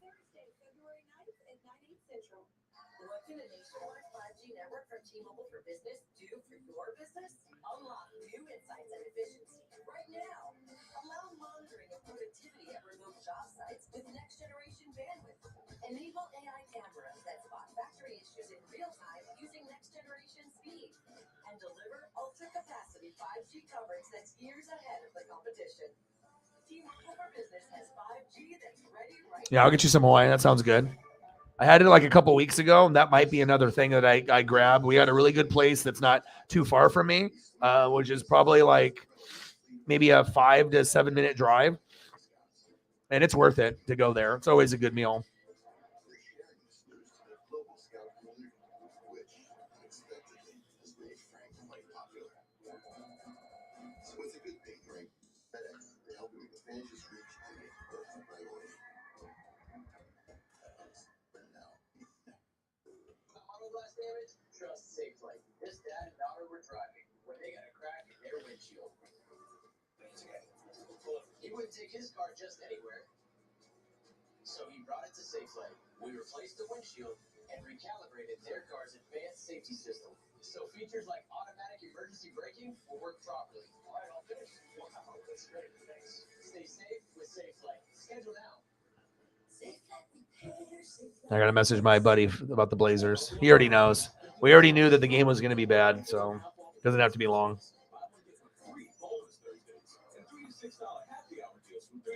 The Blazers, boo. Blazers, boo with laughing emojis.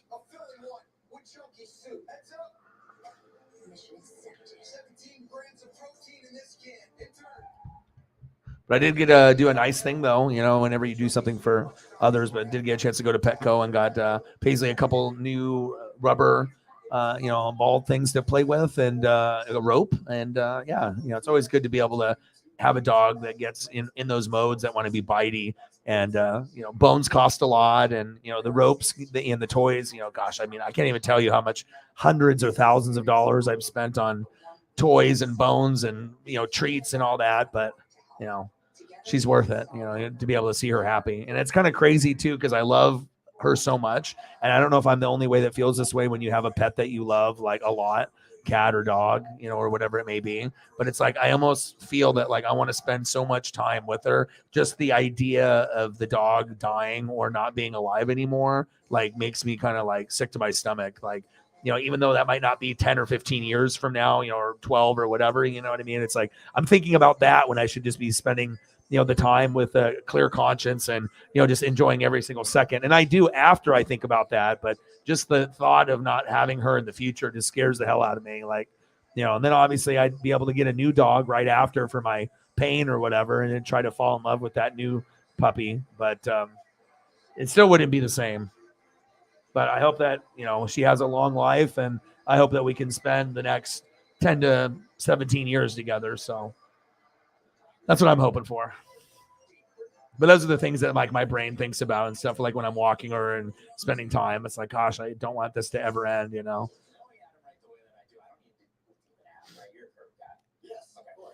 Yeah, so with the Hawaiian plate lunch, Matt will go over that. But yeah, so you'll get your rice and you'll get your Hawaiian mac, which is kind of like a mac and cheese but Hawaiian style, which is delicious. And then you'll have your different type of protein that goes along. So see if I can come up with a few of these other ones so you can describe it.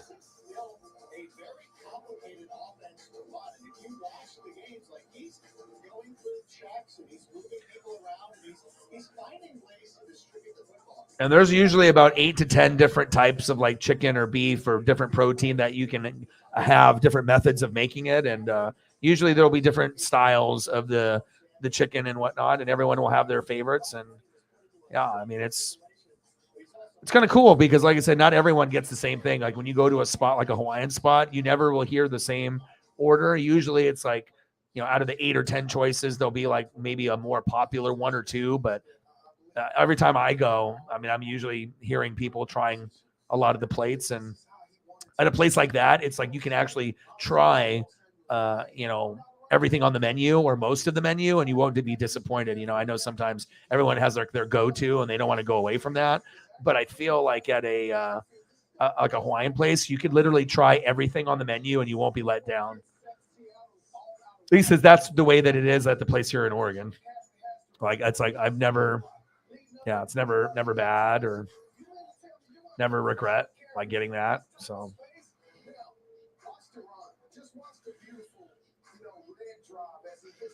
And that's usually 2 rice, 1 mac, or 2 mac, 1 rice. I think most people get 2 mac, 1 rice, but it's usually better 2 rice, 2 mac, but then you have to pay for the extra rice or whatever. But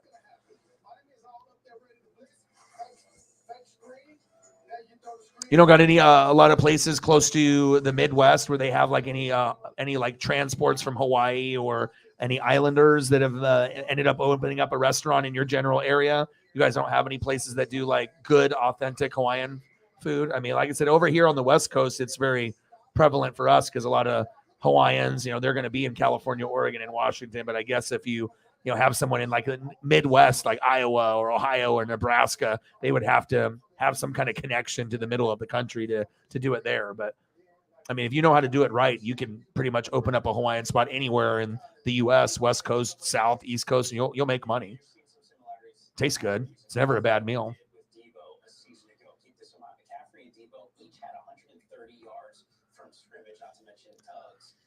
There's a lot of stuff I see on like the Food Network and stuff too that looks interesting that we don't, maybe they don't have it. It's like more of a an actual island thing for that location.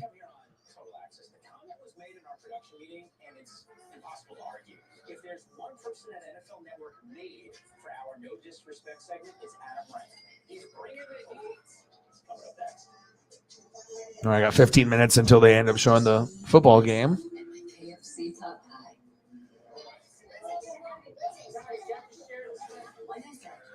So I said, simply a plate of lunch is a scoop of macaroni salad, 2 scoops of rice, or some sort of protein. Regular protein and popular chicken katsu. That's fried chicken breasts. Those are good.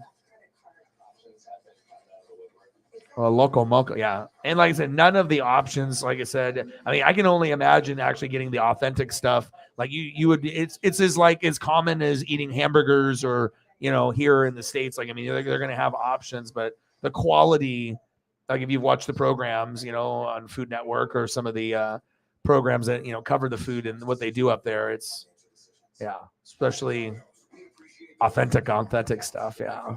I can only imagine. Matt is eating good there in Hawaii. And to recognize your efforts, we're tipping you $3 for picking up your online carryout order at Domino's. Anyone going through a natural disaster, it's always going to be hard to understand, but know that there's always hope. There's always going to be someone to help lift you up. Down in Stubbles, keep this hoodie smelling fresh until the Super Bowl? I don't think so. Maybe I'm just hungry. Chicken katsu, super tasty.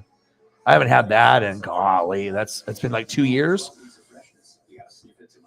It's got a kind of a unique taste to it. Tasty. And then the sauce, it's not like anything that, I mean, if you haven't had it, it'll be different. It's like, it's definitely with the sauce and the breading, it's, if you've never had it before and then you have it, you'll remember. You'll be like, oh, okay.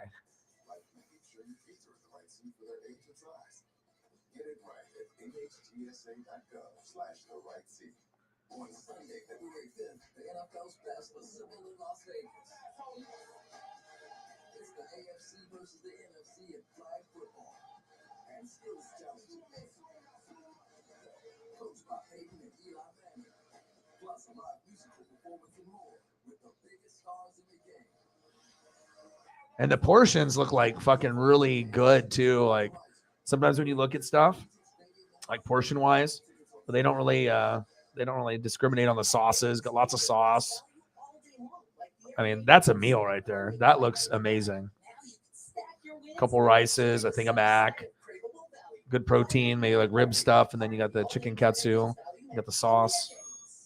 For asthma, there's primatine mist. When symptoms strike, your airways narrow and there's less breathing. Primatine mist is clinically shown to open airways. Yeah, it's good. I mean, especially talking about it, I might have to partake in the next 3 to 4 days. They have this other place like in Beaverton that's like 30-40 minutes away, but it's like a knockoff. Like anytime I've ate there, it's like a 7 compared to the place that's closer to my house. It's like a 10. So it's like, why, even if they give you more food, just because they give you more doesn't mean it's better tasting. Sometimes they give you more because they know it's not as good as like another spot. But I have another spot I think that's pretty close to that I've never tried that maybe I will try at some point, but I don't know if I'm willing to do that yet. So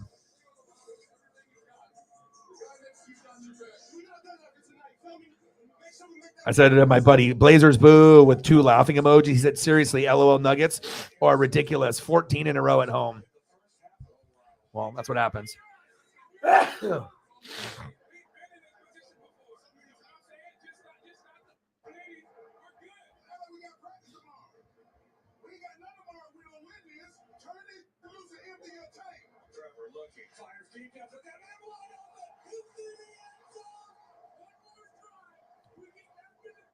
Jags.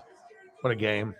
Wish my mental health was better. That would have been really fun to call and watch, that history happening, But that momentum, it's Uncle Mo, all of a sudden, 7 points turns into 14, 14 turns into 21, 21 turns into 28. And, you just got to be able to put yourself in a position to, keep it close. And then sometimes miracles happen. So.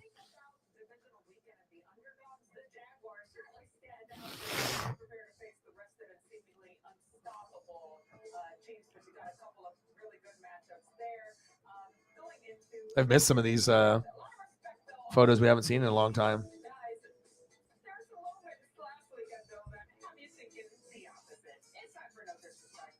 All right, thank you so much, MJ. I am thrilled to be a part of this segment, thrilled to be here with you. But no disrespect to one of the greatest broadcasters of all time and his partner, Tony Dungy.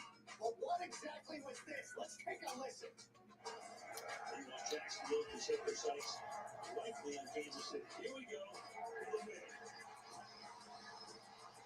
Donovan is a flag down, and they call in the defense. That is unbelievable. What was this? And it wasn't just that play. This was like a 4-hour ambient infomercial. What is happening with Tony Dungy? I get it, Tony. You're still upset from all those years that the Chargers eliminated you from the playoffs. And if Marlon McCree would have just fallen down after that interception, you wouldn't have even won a Super Bowl. But Al Michaels, what you did, I understand this isn't the miracle on ice, but you were on an Amazon call of the Broncos and Colts earlier this year. At least show a little enthusiasm, but still, no disrespect. So that was a bit offensive, but no disrespect. I'm going to say no disrespect to the Cowboys kicker. I mean, you have one job. Yeah, how did Maher go miss 4?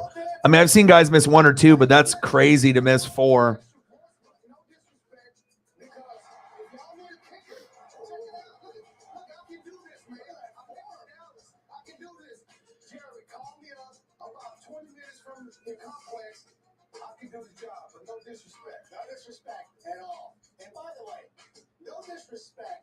I haven't had like chicken katsu though. Like I haven't had good like chicken katsu with the sauce in like 3 or 4 years. Maybe that's where I'll go with the breading and the sauce. It is super delicious.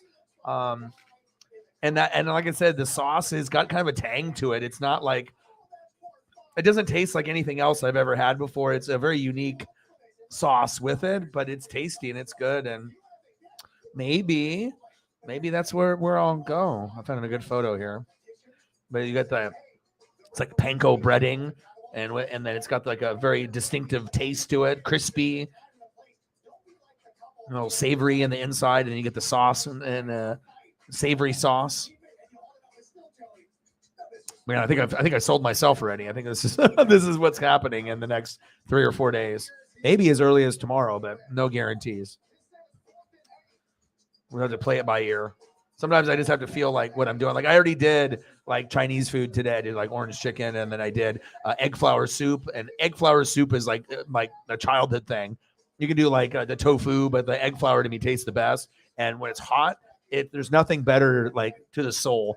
You can do like cornbread and beans, and it's like really good soul food, or grilled cheese sandwich. But that egg flour soup, you do that first, then you get the orange chicken, and not the Panda Express orange chicken, but like the restaurant, Chinese restaurant orange chicken with the actual orange peels in there, white rice, and then some like steamed like wontons or pan fried stuff, with the pot stickers, got to get some of those. So yeah, I ate a little bit before, so that's what I'm going to be getting into. Then, got a couple boxes at the dispensary, 20 pieces, a box that has 10 milligrams per 100 milligrams. So I got 200, 20 pieces that are 10 each.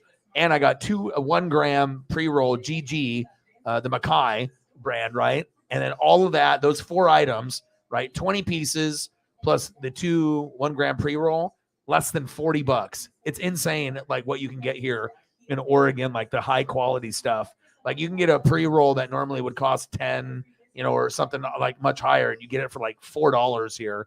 Just insane, like $4 or $5, and it's not even a half gram. It's like full. It's like one. It's like you can take a couple and then just put it back into the container and then just wait. You don't have to like smoke the whole thing. You can smoke like probably like a quarter of it and you're good. Smoke a little bit, unless you just want to sit there and just, really be, ripped and be good. But usually I'll just do like in sections. I'll do like maybe a quarter and then another quarter and see how I feel and stuff. But yeah, all that for under $40. That's unbelievable. But I guess, it depends on where you live, and that always makes food better for me too. And then I can also do that, and I can walk, and the walks and the music and spending time with Paisley. It's I can always do it sober. I don't have to, because I don't really drink anymore. So I don't do any alcohol. I'm not really doing any beers. I'm not doing the Coronas. I'm not doing alcohol. And obviously I think my face looks quite a bit thinner, but I'm still in that process of the battle of trying to like lose weight, and I'm still exercising every day. But then also too, sometimes I'm eating maybe things that I shouldn't be eating as much of, but fuck, man, I love to eat. You know what I mean? It's like, I want to be able to, if I'm working out every day, I think I'm due at least to have something. I might not eat 3 meals throughout the day, but at some point, if I, have a little extra money or whatever, and I want something like pasta, and even though I know it might not be the healthiest, but fucking A, man, if I got a good place that has spaghetti and meatballs,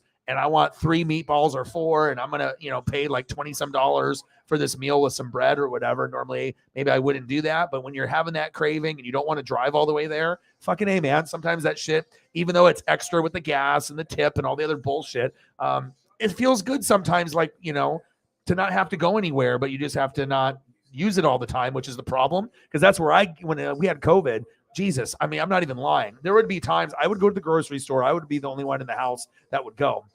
But there was a time where I would be ordering 2 or 3 things a day for I don't know how many days in a row. I mean, imagine, with all those extra fees piling up, if I just would have gotten the car and then went, but a lot of people didn't really go a lot of places in those 2 years in COVID. But it's like sometimes you can order a little amount of food and it's like maybe $10 worth of food, but by the time you pay your bill, it's like 30. So you have to make kind of a sacrifice, or maybe you get $20 worth of food, but you're paying like 45 or 50. It's like, so, it's like, you're kind of getting ripped. It's like you're almost giving away a free meal. Like you're paying for, 4 meals, but in essence, you're only getting 2 because there's all these other fucking fees involved and shit. But yeah, that's how you get overweight, and then if you're not exercising and you keep ordering all that, so that's how I ballooned and I gained, 20, 30 pounds or whatever. And it was hard to be able to, I'm still on that process of, trying to get down to about 200, you know what I mean? So I don't think I'm going to be able to do 175 to 200. I'm going to have to like really put in that work if I'm going to get to that point, like really grind it out. But I feel that, if I've already lost 2025, I mean, to get to that 175 to 200, that's another like 50 pounds or something. That's a lot to ask out of me. So, but I feel good. At least I'm not drinking and not doing that. But if I end up hanging out with my boy Justin, he's the only one that I really would have a drink with. And he's not the type of guy that's going to get fucking obliterated. We'd rather, do gummies and smoke or whatever. And then maybe just have like a beer together, eat some pizza, go to arcade, go to a Blazer game, but we're not going to get fucking smashed off, beers or liquor. I think he likes beer and liquor more than me, but he used to be a little bit thicker too. And he got to a point where he looked in the mirror and was like not happy either. So now he like runs and jogs and does like trail runs. And I'm really proud of him because he actually lost weight. Swaggy lost some weight. He does reffing and eBay and all these other things too. So he's always keeping himself involved. But again, once you get over 30, you have to do things to keep your body like in motion. Because if you get to a point where you're over 30 and you're not in motion, you're going to start noticing the weight add up, and you have to be able to counteract that, especially if you love food and you're not willing to change your diet. You got to get out there and try to exercise in your house or at a gym or around the neighborhood. And like I said, I never will join a gym, but just walking around in the neighborhood in my pattern that I go to, it's perfect.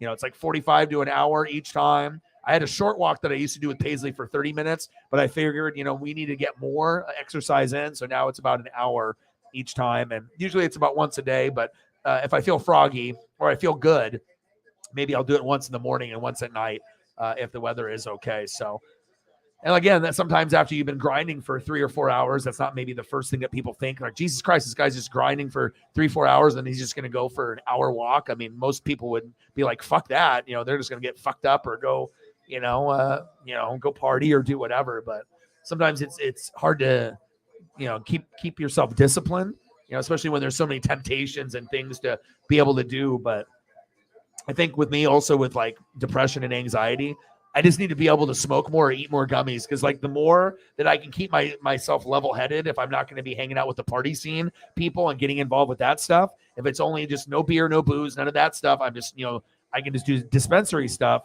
then I just need to get some stuff that's stronger. And maybe I'm just getting too used to the stuff that I'm getting, and I need to get something a little bit more for me. But we got Seahawks and Niners here on NFL Network. We're about 3 hours in. We'll probably go for another hour or so, 30 minutes to an hour. And we have a goat in the building. Hello, you. How are you? We missed you. I hope everything is going well. We had Mr. Williams in here earlier. We haven't seen him in about a month or two. Good to see him. And Nate the Great in the hospital still came in for a few minutes. And just chilling. Went over some of the games and kind of how I feel that they are more than likely going to go. And I watched the Blazers lose to the Nuggets. No surprise. Blazers are 10th. Nuggets are number 1. 14th game in a row at home won, so they're on fire. And now they're showing the replays of some of the games from this weekend. And, obviously going over Jags, Chiefs, Giants, Eagles, Bengals, Bills, Cowboys, Niners, since Holly just came in the room. I think any fan of the Chiefs or Eagles respects the hell out of the Jags and Giants, but let's keep it understood. If the Eagles and Chiefs lose, that's horrible for football as far as how good their teams were this year. Of course, everyone loves the underdog story, right? But I can't see any scenario in my head the Jags or Giants winning. I think they will put up a good fight and they will compete in the first half.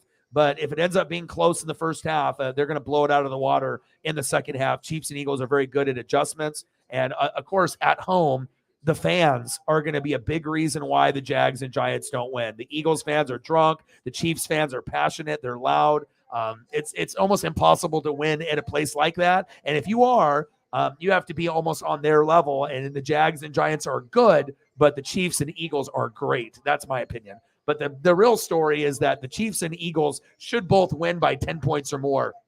Yeah, it could end up being 7 points or 8 points like the wire says. Vegas line has Kansas City for 8.5, Eagles by 7.5. But I can easily see both these teams, Chiefs and Eagles, blowing out both those other teams. No disrespect to Trevor or Daniel Jones, Danny Dimes. But let's just be honest. Unless you're a fucking hater towards the Eagles and Chiefs, right? I mean, I just can't see it. I mean, I know there's some other fans that were here in the room earlier, like Ryan Plett. He lives here in Beaverton with me, Beaverton boys, 503 boys, right? And he thinks the Giants are going to beat the Eagles because of the health of Jalen Hurts. And normally when someone says something, I'm going to kind of look at it and I'll either agree or disagree. But in that case, I can see that point of view. I'm not going to discredit that opinion. If you honestly feel that they're hiding how bad Jalen is hurt, yeah, the Giants do have a shot, but then you could say, the Jags, if obviously Trevor Lawrence can move the football and have a 3 or 4 touchdown game against a Chief defense on the road, yes, they will have a shot at the end of the game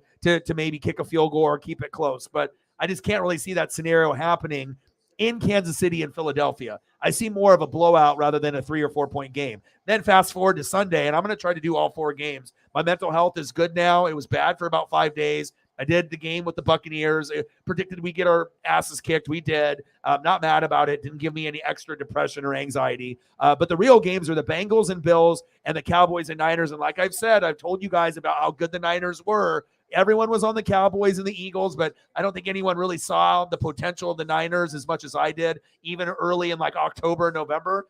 You could see it. The foreshadowing, the writing was on the wall. So these games, Bengals and Bills, Buffalo by 5, and then Niners by 4. This could end up being whoever scores the last, opportunity at the game, who has the ball at the end. I also could see the Niners blowing out the Cowboys at home. Cowboys can play tough, but sometimes when you win one game, you give it your all. And then once you give it your all, you play that really good opponent that next game and you fall a little short. A good example was the Minneapolis Miracle, right? Obviously they gave everything they got, Diggs, going deep. Oh my God, right? Everything. And then all the Minnesota fans are like, dude, we're going to go all the way. And then what happened? You played a team like Philly, right, which was prepared on the road. You got slapped in the mouth early, and then you got fucking your ass kicked, and the season was over. So I kind of see that same type of thing with the Jags and Giants, where they gave it their all. A Giants beat a team that had no defense in Minnesota. Jags had a miracle with 4 picks with Trevor, 4 touchdowns in the second half, and just a pure collapse of the Chargers being Chargers. Like I said, it's, they have bad coaching, bad play calling, and an injury curse. And if you had a good coach, you wouldn't be losing 27-0. That's big facts. Holly with a 20. I appreciate you. But as far as Bengals, Bills, I'm more of a Joe Burrow guy than a Josh Allen guy. Josh Allen is a little bit more reckless, throws more picks. I'm always going to be Mahomes 1, Burrow 2, Allen 3, Herbert 4. But the gap between Herbert and Allen is not as big as people think. And I just think that if Herbert gets like Sean Payton or a quarterback guru, then we can put Herbert in the same category instead of just branching off Allen, Burrow, and Mahomes, or to some people, Allen and Mahomes, and then Burrow is that farther behind. But I actually think the Bengals could be the best team in the AFC and compete right there with Kansas City. If you're Kansas City, you probably want Buffalo to beat the Bengals because you can beat Buffalo, but you've lost to the Bengals the last 3 times, and I don't think any team, Buffalo or Kansas City, is really thinking happy thoughts against Cincinnati, because when you can run the football with 2 guys, Mixon and Pirine, and have a good defense, the play calling for Buffalo and Kansas City, obviously when they get down by 7 or 10, they start to freak out a little bit, and they start to do things that aren't really themselves. And there's not very many teams that make, I think, Kansas City and Buffalo play not their style of football. And the one team that they both have problems with is Cincinnati. So we haven't seen a team go to the Super Bowl and lose, get back to the Super Bowl and lose again, or even get there. So if Joe Burrow ends up beating the Bills and they play the Chiefs, and if Chiefs win or the Bengals win, and Burrow gets there again, even if they lose to the Eagles or the Niners, it's starting to show that maybe Joe Burrow is Joe Montana. Because if they go to 2 Super Bowls in 2 years and lose, not everyone is going to be talking shit about Burrow being a choker. We're going to say, oh my God, this guy is so good, even though they lost twice. Eventually, they're going to get back there again and win. They're that good. And then they'll start putting Burrow maybe even above Allen and Herbert, and it'll be like maybe him and Mahomes will be more neck and neck. Mahomes has got the dub, and of course you want to get Super Bowl wins, but Cincinnati is really proving to me, they need more offensive line and they need more defense, but the Bengals, Bills, and the Chiefs don't really have a consistent defense, and then the Cowboys, Niners, and Eagles do, right? That's why the Rams and Bucks have won the last 2 Super Bowls, because of the good balance, right? You got Hall of Fame quarterbacks, 4 of them in the AFC with Herbert, Burrow, Allen, and Mahomes. And then you got guys like Daniel Jones and Purdy and, Jalen Hurts, but it's a team effort. So it's going to be very interesting to see where it goes. But Niners could beat the Cowboys 23-20. Bengals could beat the Bills 26-23. And then I kind of see the Eagles and Giants and Chiefs and Jags being a blowout. But I hope it ends up being close for us as fans. Like if, obviously if you're a Chief and Eagle fan, you would love to win by 10 points or more to feel good about yourself. But if you end up winning by 3 or 4 or 6, you're going to take it. The last thing that you want is to be that team that loses in an upset. But I just can't see on the road the Jags and Giants outplaying the Chiefs and Eagles, especially with that fans and that crowd. But you never know. So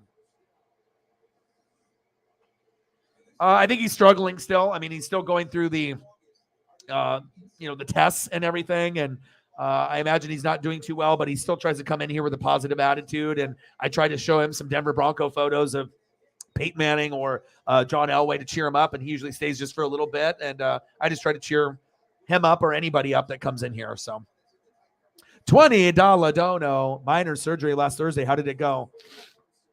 Biopsy. Oh. Well, I'm praying for you. I hope everything goes well. And, I saw your photo of when you were thinking about, like, I need to get back into this shape. When I was like, wow. I was like, especially when you get to a point when it's like one of those things that's in your routine. Yeah. I mean, you can end up losing weight. Like you sometimes you can't almost like, this is me. Like, and like you can look at it like when COVID happened, like when I look at pictures of me, I'm like, oh my God. Like, when I was just ordering like Grubhub 2-3 times a day. And then what I look like now, I'm still not fully satisfied, but at least I'm trying to push myself. And prayers up. Yeah, I'll try to get you any photos that you want here. Like I said, I'm glad that you came in the room, regardless if you could donate or not. I had a feeling that maybe you need a little pick-me-up. And we always love when you come through, and we know that you're not going to come through every day. You got a lot of stuff going on, but you can always, come through, and we always feel glad when you do. And let me try to get some Great photos for you. I appreciate you. Thank you so much. Bang, bang, bang, boom, boom, boom. And I have a new Cactus Jack. Bang, bang. Bigger Cactus Jack.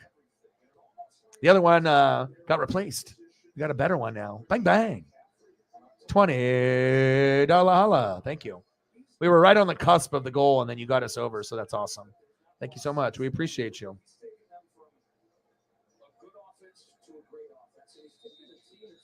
Remember, like, you know, it's like you even tried to predict. Remember when we talked about the Jags and Lions, and we were like, at first it didn't look like it, and then we were like, maybe one team gets it, but it's like a little foreshadowing, a little of that ESP. But you can tell that Christian McCaffrey trade might have been the best in-season trade we've seen in like the last maybe 5 or 10 years, because if he can stay healthy for that franchise, the Niners are going to win a Super Bowl sooner than later. You know, they just need to figure out how to score points in the fourth quarter. Kyle Shanahan is too elite of a coach like Sean McVay, where you can shit on him because he didn't win 28-3 with Matt Ryan, but who the hell thought that anyone would be able to get the Falcons to the fucking Super Bowl? Yeah, you lost to Tom Brady. Yeah, 99% of the other teams that would have played Brady at that time in Belichick, you would have lost too, you know? Then you played Mahomes on the Niners with Jimmy G. I mean, what do you think? Jimmy's going to outplay Mahomes? Of course not, even if Mahomes is early in the career. So you lost to Brady and you lost to Mahomes. But I know Shanahan will get back, and he just needs to find a QB that can not turn the ball over in the fourth quarter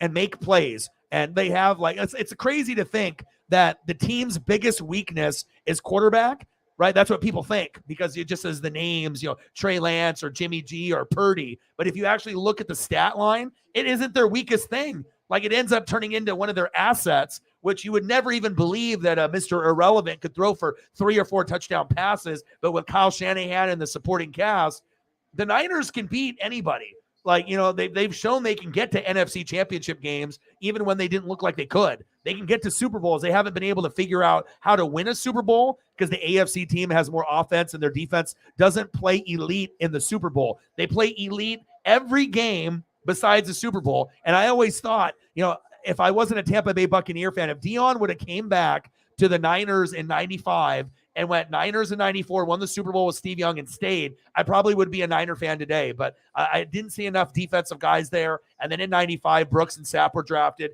and the rest is history. And obviously some of the Florida Gator players, Ike Hilliard, Jaquez Green, Rydell Anthony, those guys went to Tampa. Too early on, Rydell Anthony, Jaquez Green, with Danny Werfel running that spread offense with Steve Spurrier, and then Ike Hilliard later, Giants first, then Tampa. But those are the reasons why I'm a Tampa fan. But yeah, I mean, I really feel they got kicker, Robbie Gould. I mean, and they also lost Robert Saleh and Mike McDaniel. And look how good they are. I think people just don't realize the coaching, and like the equivalent to the 49ers is the Kansas City Chiefs. We're talking about organizations that are run very good at the top, and they don't have a Patrick Mahomes, but they're able to put up consistent, reputation of good football, and they run the football and play good defense. And that's the one difference. They have Mahomes, they do the trick plays, and, they're two totally different franchises, and they're built two totally different ways. But one thing is for sure, you can tell that they have really good people at the top, and you're not going to really see a big drop-off from either team for quite a while. So thank you so much. We love you. We appreciate you. And I try to give a beautiful, like spring, fallish, waterfall, Oregon background. And, it's good for the mental health. So, yeah, we love you. And they are. And like I said, there's not many teams that I feel that can win on the road. Bengals, Bills, Chiefs, Eagles, Niners. There's only about half of the teams that I feel that could win on the road in a big, big game. And there's not very many. If the Eagles end up making it to the NFC Championship game, they'll be favored, right? But I don't know if anyone would really be that shocked if the Niners beat them. That might be the only, because I don't think Dallas can go to Philly and win in the NFC Championship game if they actually got to that point. But I think San Fran is the only team in the NFC that had a shot, that if they had to go on the road and play Philly, they're the only team that would be able to compete for 4 quarters, in my opinion. Cowboys compete for about 2, and then it would just get out of hand, and Philly would just beat the brakes off of them at home. Unless Jalen Hurts is hurt so badly that we have no idea, and he looks like shit, and then the defense for the Cowboys or the Niners can get to him, and then who knows what's going to happen. Because I really wouldn't be shocked if the Eagles or the Niners make the Super Bowl. If it's anybody besides those two, like Dallas, I would be shocked. Dallas, Giants, no way in hell. But, San Fran and Eagles, and then obviously Bengals, Bills, Chiefs, those are the only 3 on the AFC side. So, oh, yeah, 4 extra points. That's crazy. But they still won the game, so it didn't really affect them. And good for them. And like I said, I might be the only Buccaneer fan that was actually happy for Dallas to win, to get off the schneid. That was the first playoff road win for the Cowboys since Troy Aikman in 93. So it's like, even if you hate them, I mean, I get sick and tired of the bullshit hate for like the Cowboys and the Patriots. And I mean, I know it doesn't mean a lot, an 8-9 team, but at least they got off the schneid, and they will have an opportunity to be able to, compete with the Niners. But the only way that they're going to be able to beat the Niners is if they play like they did against Tampa. But the problem is Tampa's defense is garbage. Niners defense is amazing. So you're not going to be able to throw up, I think, 30 or 40 on the Niners. But if you do, well, you probably won the game then, especially on the road. If you're getting 3 or 4 touchdown passes on the Niner D, then you'll be like, oh my God, Dak is looking like a top 5, top 10 quarterback. But again, sometimes you got to crawl before you walk, and to ask a team to win multiple playoff games after it hasn't won a road playoff game since 93, that sometimes is a little selfish. You know what I mean? People just think you win one, you're going to go all the way, but sometimes you have to look at the teams that are, hot and healthy and that are built better than you. Maybe you'll have your day, but maybe it just won't be until next year or the year after. But every once in a while, we get surprised when a team ends up going further and they're about a year or two early. Maybe like the Jags. We're like, no one thought this. Worst team in the NFL, first pick. Worst team in the NFL, first pick. And then boom, Dougie P. We were kind of skeptical. Is he going to be that good of a coach? And then boom, a little bit of luck, and then you do shitty, and you start off at like 2-7 or 2-6, 3-7, and then you end at 9-8, and you win a fucking playoff game. So Herbert does deserve the best, and it's just so frustrating, unless he goes to a different team. But until the Chargers can be like the Cowboys and break the curse, they need to get an elite coach, like not top 20 coach, not a coordinator, but like Sean Payton. If you don't get that, then you're screwed. And then you need to be able to get a better defensive coordinator and get players that don't get fucking hurt. Because, I mean, Khalil Mack, Asante Samuel Jr., Derwin James, Joey Bosa, like they got insane talent, but they never can stay healthy at the same time. The defense can't stop the run. And obviously the play calling, and then also they decided to play their starters, and Mike Williams got hurt. He would have gotten hurt in that game, but it would have been nice to be able to throw to him instead of not even having him in the game. And that was another reason why they lost. And the coach is a fucking idiot. Like I told people, he's better. Anthony Lynn was garbage. Staley was a little bit better than Anthony Lynn. But again, the risk-taking, 2-point conversions, horrible at clock management, play calling, and clutch situations. You could just tell you can only go through so many losses before you're done. And obviously that was the big collapse that they needed to be able to fire him, and they have to fire him. You can't have a coach like that. And if you continue to keep guys like that around Herbert, he ain't going to stay. He'll be like, fuck this. This team is cursed. I need to go somewhere where I can actually win. And then wherever he goes, then I'll be rooting for him there. So, yeah, I don't think the Bucs defense was solid. I think it was horrible. Like you could tell, like there's no JPP, no Denabakong Suh, no Shaq Barrett. You know what I mean? Like the secondary was injured all year. They weren't tackling, unmotivated. The Byron Leftwich got fired, and you can't just run halfback dive, halfback dive, halfback dive. Like the team was the worst team in the playoffs besides the Ravens. And I feel that if the offensive line was healthy with first stringers instead of second and third stringers and Gronk was there, Brady wouldn't have looked as bad as he did. But you have to understand, if you have no play calling, no running game, and you have no time to pass, and you got a bunch of second and third stringers, you can't get the ball to Evans and Godwin. Yes, I know they're one of the best duos, but I don't think it's all Brady. Brady is some to blame with the divorce with Giselle and his throwing motion. But I honestly feel if he had the same offensive line in Gronk, he would have played much, much better than what you saw there, even if we would have lost, but it's not the same. It shows you how important offensive line and a great tight end really is. I mean, even if the defense was still the same, but I had the O-line and I had the tight end with Gronk, it would make such a big difference. But again, most people will be like, he's washed. Brady sucks. But I think that if Brady goes to the Raiders, it's the same thing as the Bucs. You're only going to win like 6-7 games, and they have no O-line or defense. It's like even a worse situation than the Bucs. But you get to play with your guy McDaniels, maybe do a 1-year deal there. And then his dream would probably be the quarterback for the Niners for 1 year. And he'll be like 47 with all these great weapons with CMC and Debo and Kittle. And he's going to try to go off into the sunset. I just don't know that if they would want to give him the money next year. But they know that Tom probably wouldn't fuck up in the fourth quarter. They got one of the best offensive lines, one of the best duos at running back, great weapons. top 3 weapons in the NFL, and the defense is up there in the top 5, top 3. Like, you got the best young coach in Shanahan. Like, literally all they need is a quarterback not to fuck up in the fourth quarter, and Brady could be – he doesn't even have to be a guy to throw for 4 or 5 touchdowns. With the Niners, he could go 1-1 or 2-1 or 2-2 or 2-0. Like, and he wouldn't even have to throw for 300-400 yards. It could be like 275 and 1 touchdown, 1 pick, and that'd still be good enough to win. So I feel that even though he's getting closer to ending, I imagine he'll try to play for 1 or 2 more years and then go into the booth and make $50 million a year and be with Kevin Burkhardt, and he'll take over for Greg Olson, and he'll be the Tony Romo of Fox with Kevin Burkhardt, and Burkhardt will be the Jim Nantz version there, who's not as good as Jim Nantz, but yeah, Niners are going to be fun to watch. Eagles will be fun. Bengals, Bills will be the best game of the weekend, and Cowboys, Niners will be intriguing, but I would assume the Niners will pull away.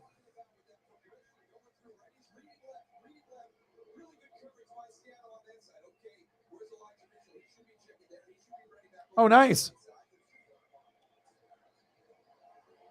Have you cut back on like wine or different foods, or have you been kind of doing the same routine that you were doing before?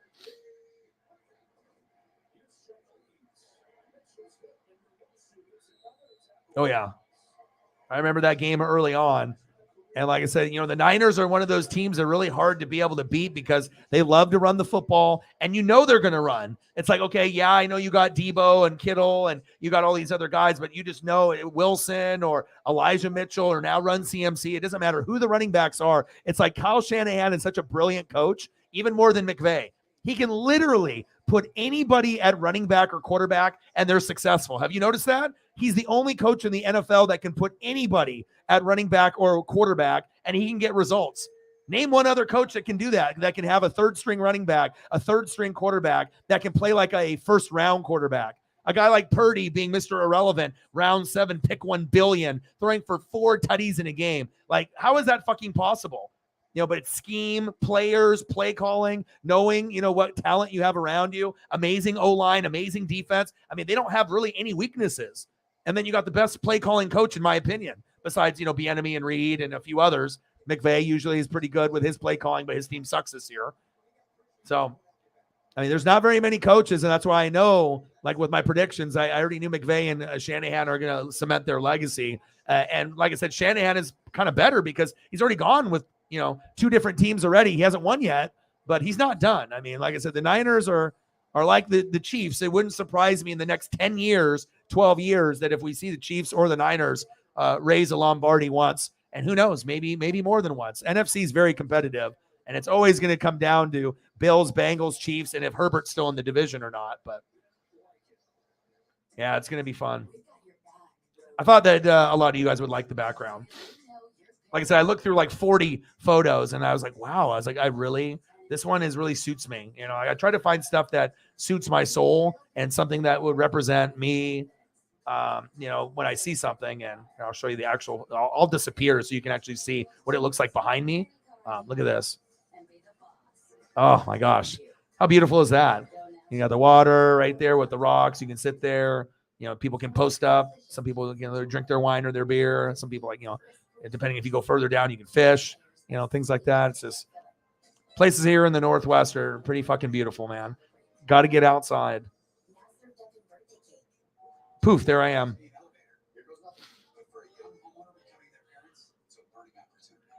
All right, let's get some photos up for Holly here. Great to see Tommy having a great season, like finally getting that recognition as the best punter in the league. Good for him. Well deserved, too.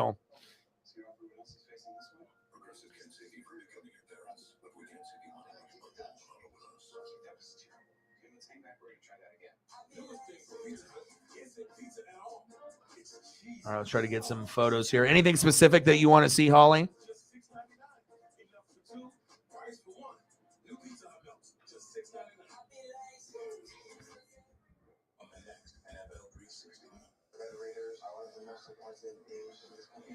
The story of a Polynesian high school football team struck with heartbreaking tragedy. Much can express some void left within our community and amongst our players who rallied to honor the memory of their coaches. I just wish my brother was here to see it, but same time, he has the best seat in the house. NFL 360, Thursday at 8 on NFL Network. This is Bandit. He founded Underdog Fantasy so that humans who really love sports play with their friends and win some big prizes. Tell your human to go to UnderdogFantasy.com today. Do you want to be a better investor? Public.com is an investing platform that helps you build, grow, and manage your portfolio easier than ever before. With Public's powerful tools, you control how. Yeah, me too. Like I said, I'm always going to try to, like, whenever we have something that's not like actually a game, I'm always going to start to try to find new things for us to look at, whether it's like monuments or just, you know, good springtime or summertime, winter background, something that just looks good on the eyes, you know, something that makes me feel good. Psychiatry has always been great for mental health, as long as you don't mind waiting as long as months to be seen, and often paying out of pocket. That's why there's Talkiatry. It's online psychiatry for doctors who can see in days. So find out if Talkiatry is right for you at talkiatry.com. Now, one of the great trades in recent memory, John Lynch pulling off that deal on October 21st to bring in Christian McCaffrey, who has elevated this offense, elevated this team. 10-game winning streak. That's when we knew that Kyle Shanahan and John Lynch felt we were a championship team. The caliber was there to go out and make that type of deal. At that time, we're 3-4. And you still think that we have a chance to win everything here this year, and you got to get that done. Stopping the 20-yard line. And Seattle comes back to offense. It's an offensive. See what I kind of springtime stuff I can find. We're getting there. And obviously my mental health usually is, and like I said, I like a lot of stuff from like Japan and stuff, obviously me being half Japanese and stuff. So anytime I start to see stuff from, you know, in Asia or overseas or Europe and stuff, a lot of the stuff, they have certain like flowers and certain mountain layouts that are definitely awesome. All right, let me see if I can come up with some greatness here. You know I can. Oh, let's go.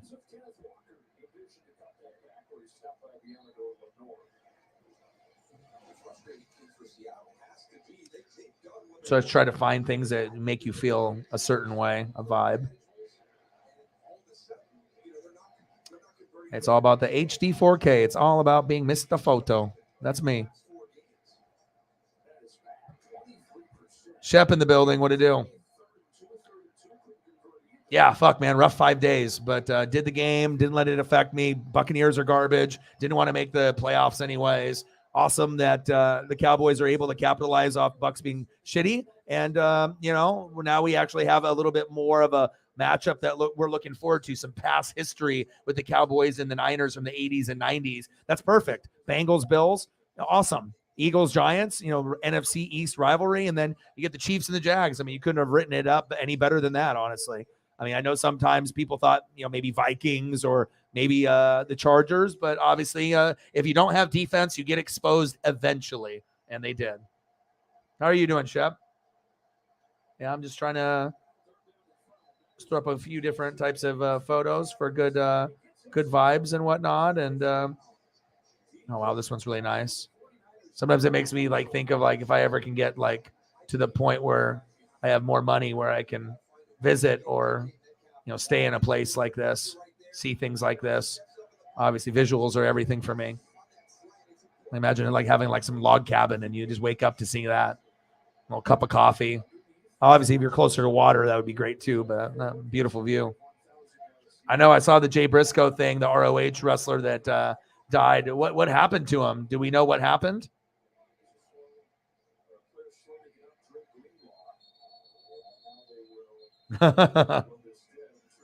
You good? Good to hear, man. And like I said, you know, I told you, man, like I try to never, you know, lie about things, but it's like, even when we had the record breaking, I was like day 2, you know, of like, I was already not feeling really good the day before. And it was like, I really wanted to be able to show more authentic emotion of like, you know, breaking the record and having that amazing support and donation with the 1,300 and the 1,527. And then, like I said, normally when someone, you know, has something like that happen to them, they're like, well, if they're depressed, they're not depressed anymore. But when you're down in that mode, you know, even when you have amazing things happen to you like that, like you know, sometimes that might be enough for someone, but you know, when you're in the gutter and you're not feeling good mentally, even, your teams can be winning. You can have good news, have great food, watch all your favorite shows, play all your favorite video games, whatever, but you just don't feel good. You're just kind of in a funk, and that seasonal depression with that weather is just brutal. But like I said, I only have to really worry about it in like January, February, and I don't really get it at any other point.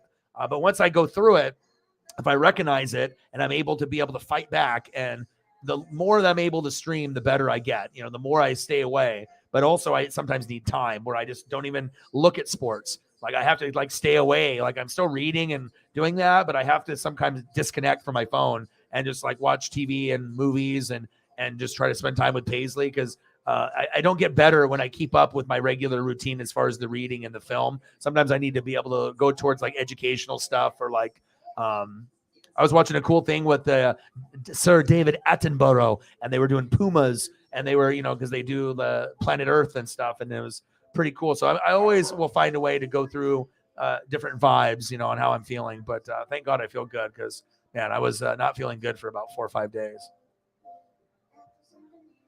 I hear Paisley getting kind of ornery out there. I might have to go and take her for another walk. Support the Feeding America nationwide network of food banks to help provide meals to those in need. Join us at feedingamerica.org. Oh, car accident. No kidding. And it was just him, not his brother. Was he the only one that passed away, or was there other people that were injured as well? That sucks, dude. Only 38 years old, too. That's horrible.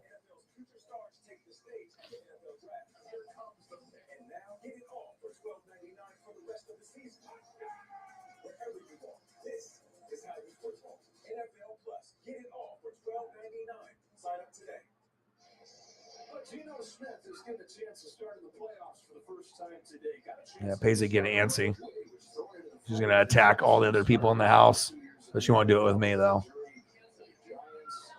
The Chargers, then he goes up to Seattle in 2019. He backs up Russell Wilson for a few years. The shocking trade, Wilson to Denver, that opens the door for Geno Smith to finally be the guy for the first time in 7 years. No problem, brother. You too, man. I'll message you later on, either today or tomorrow or something. So take care, brother. Have a good rest of your day. Thank you so much for your support, bro.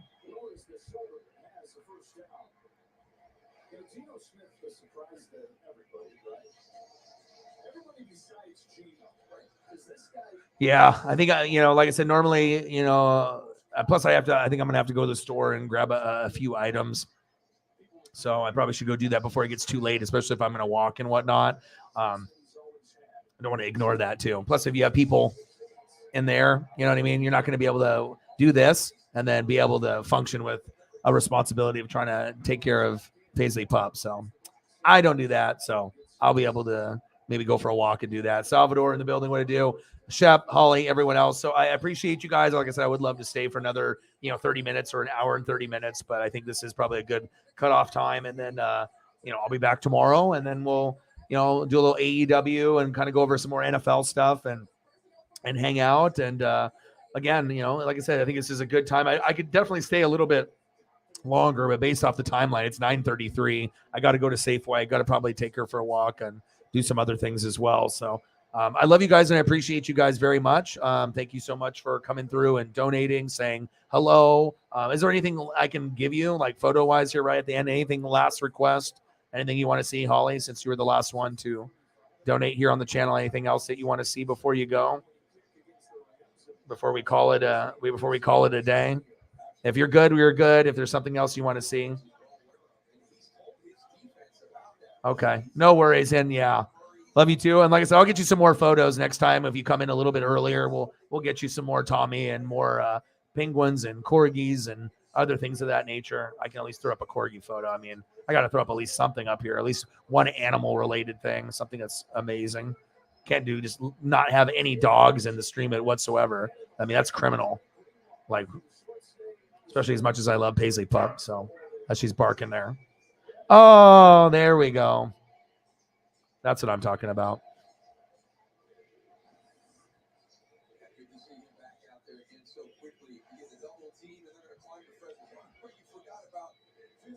I know, I just got to get the last thing here. All right. I got to take down the logo.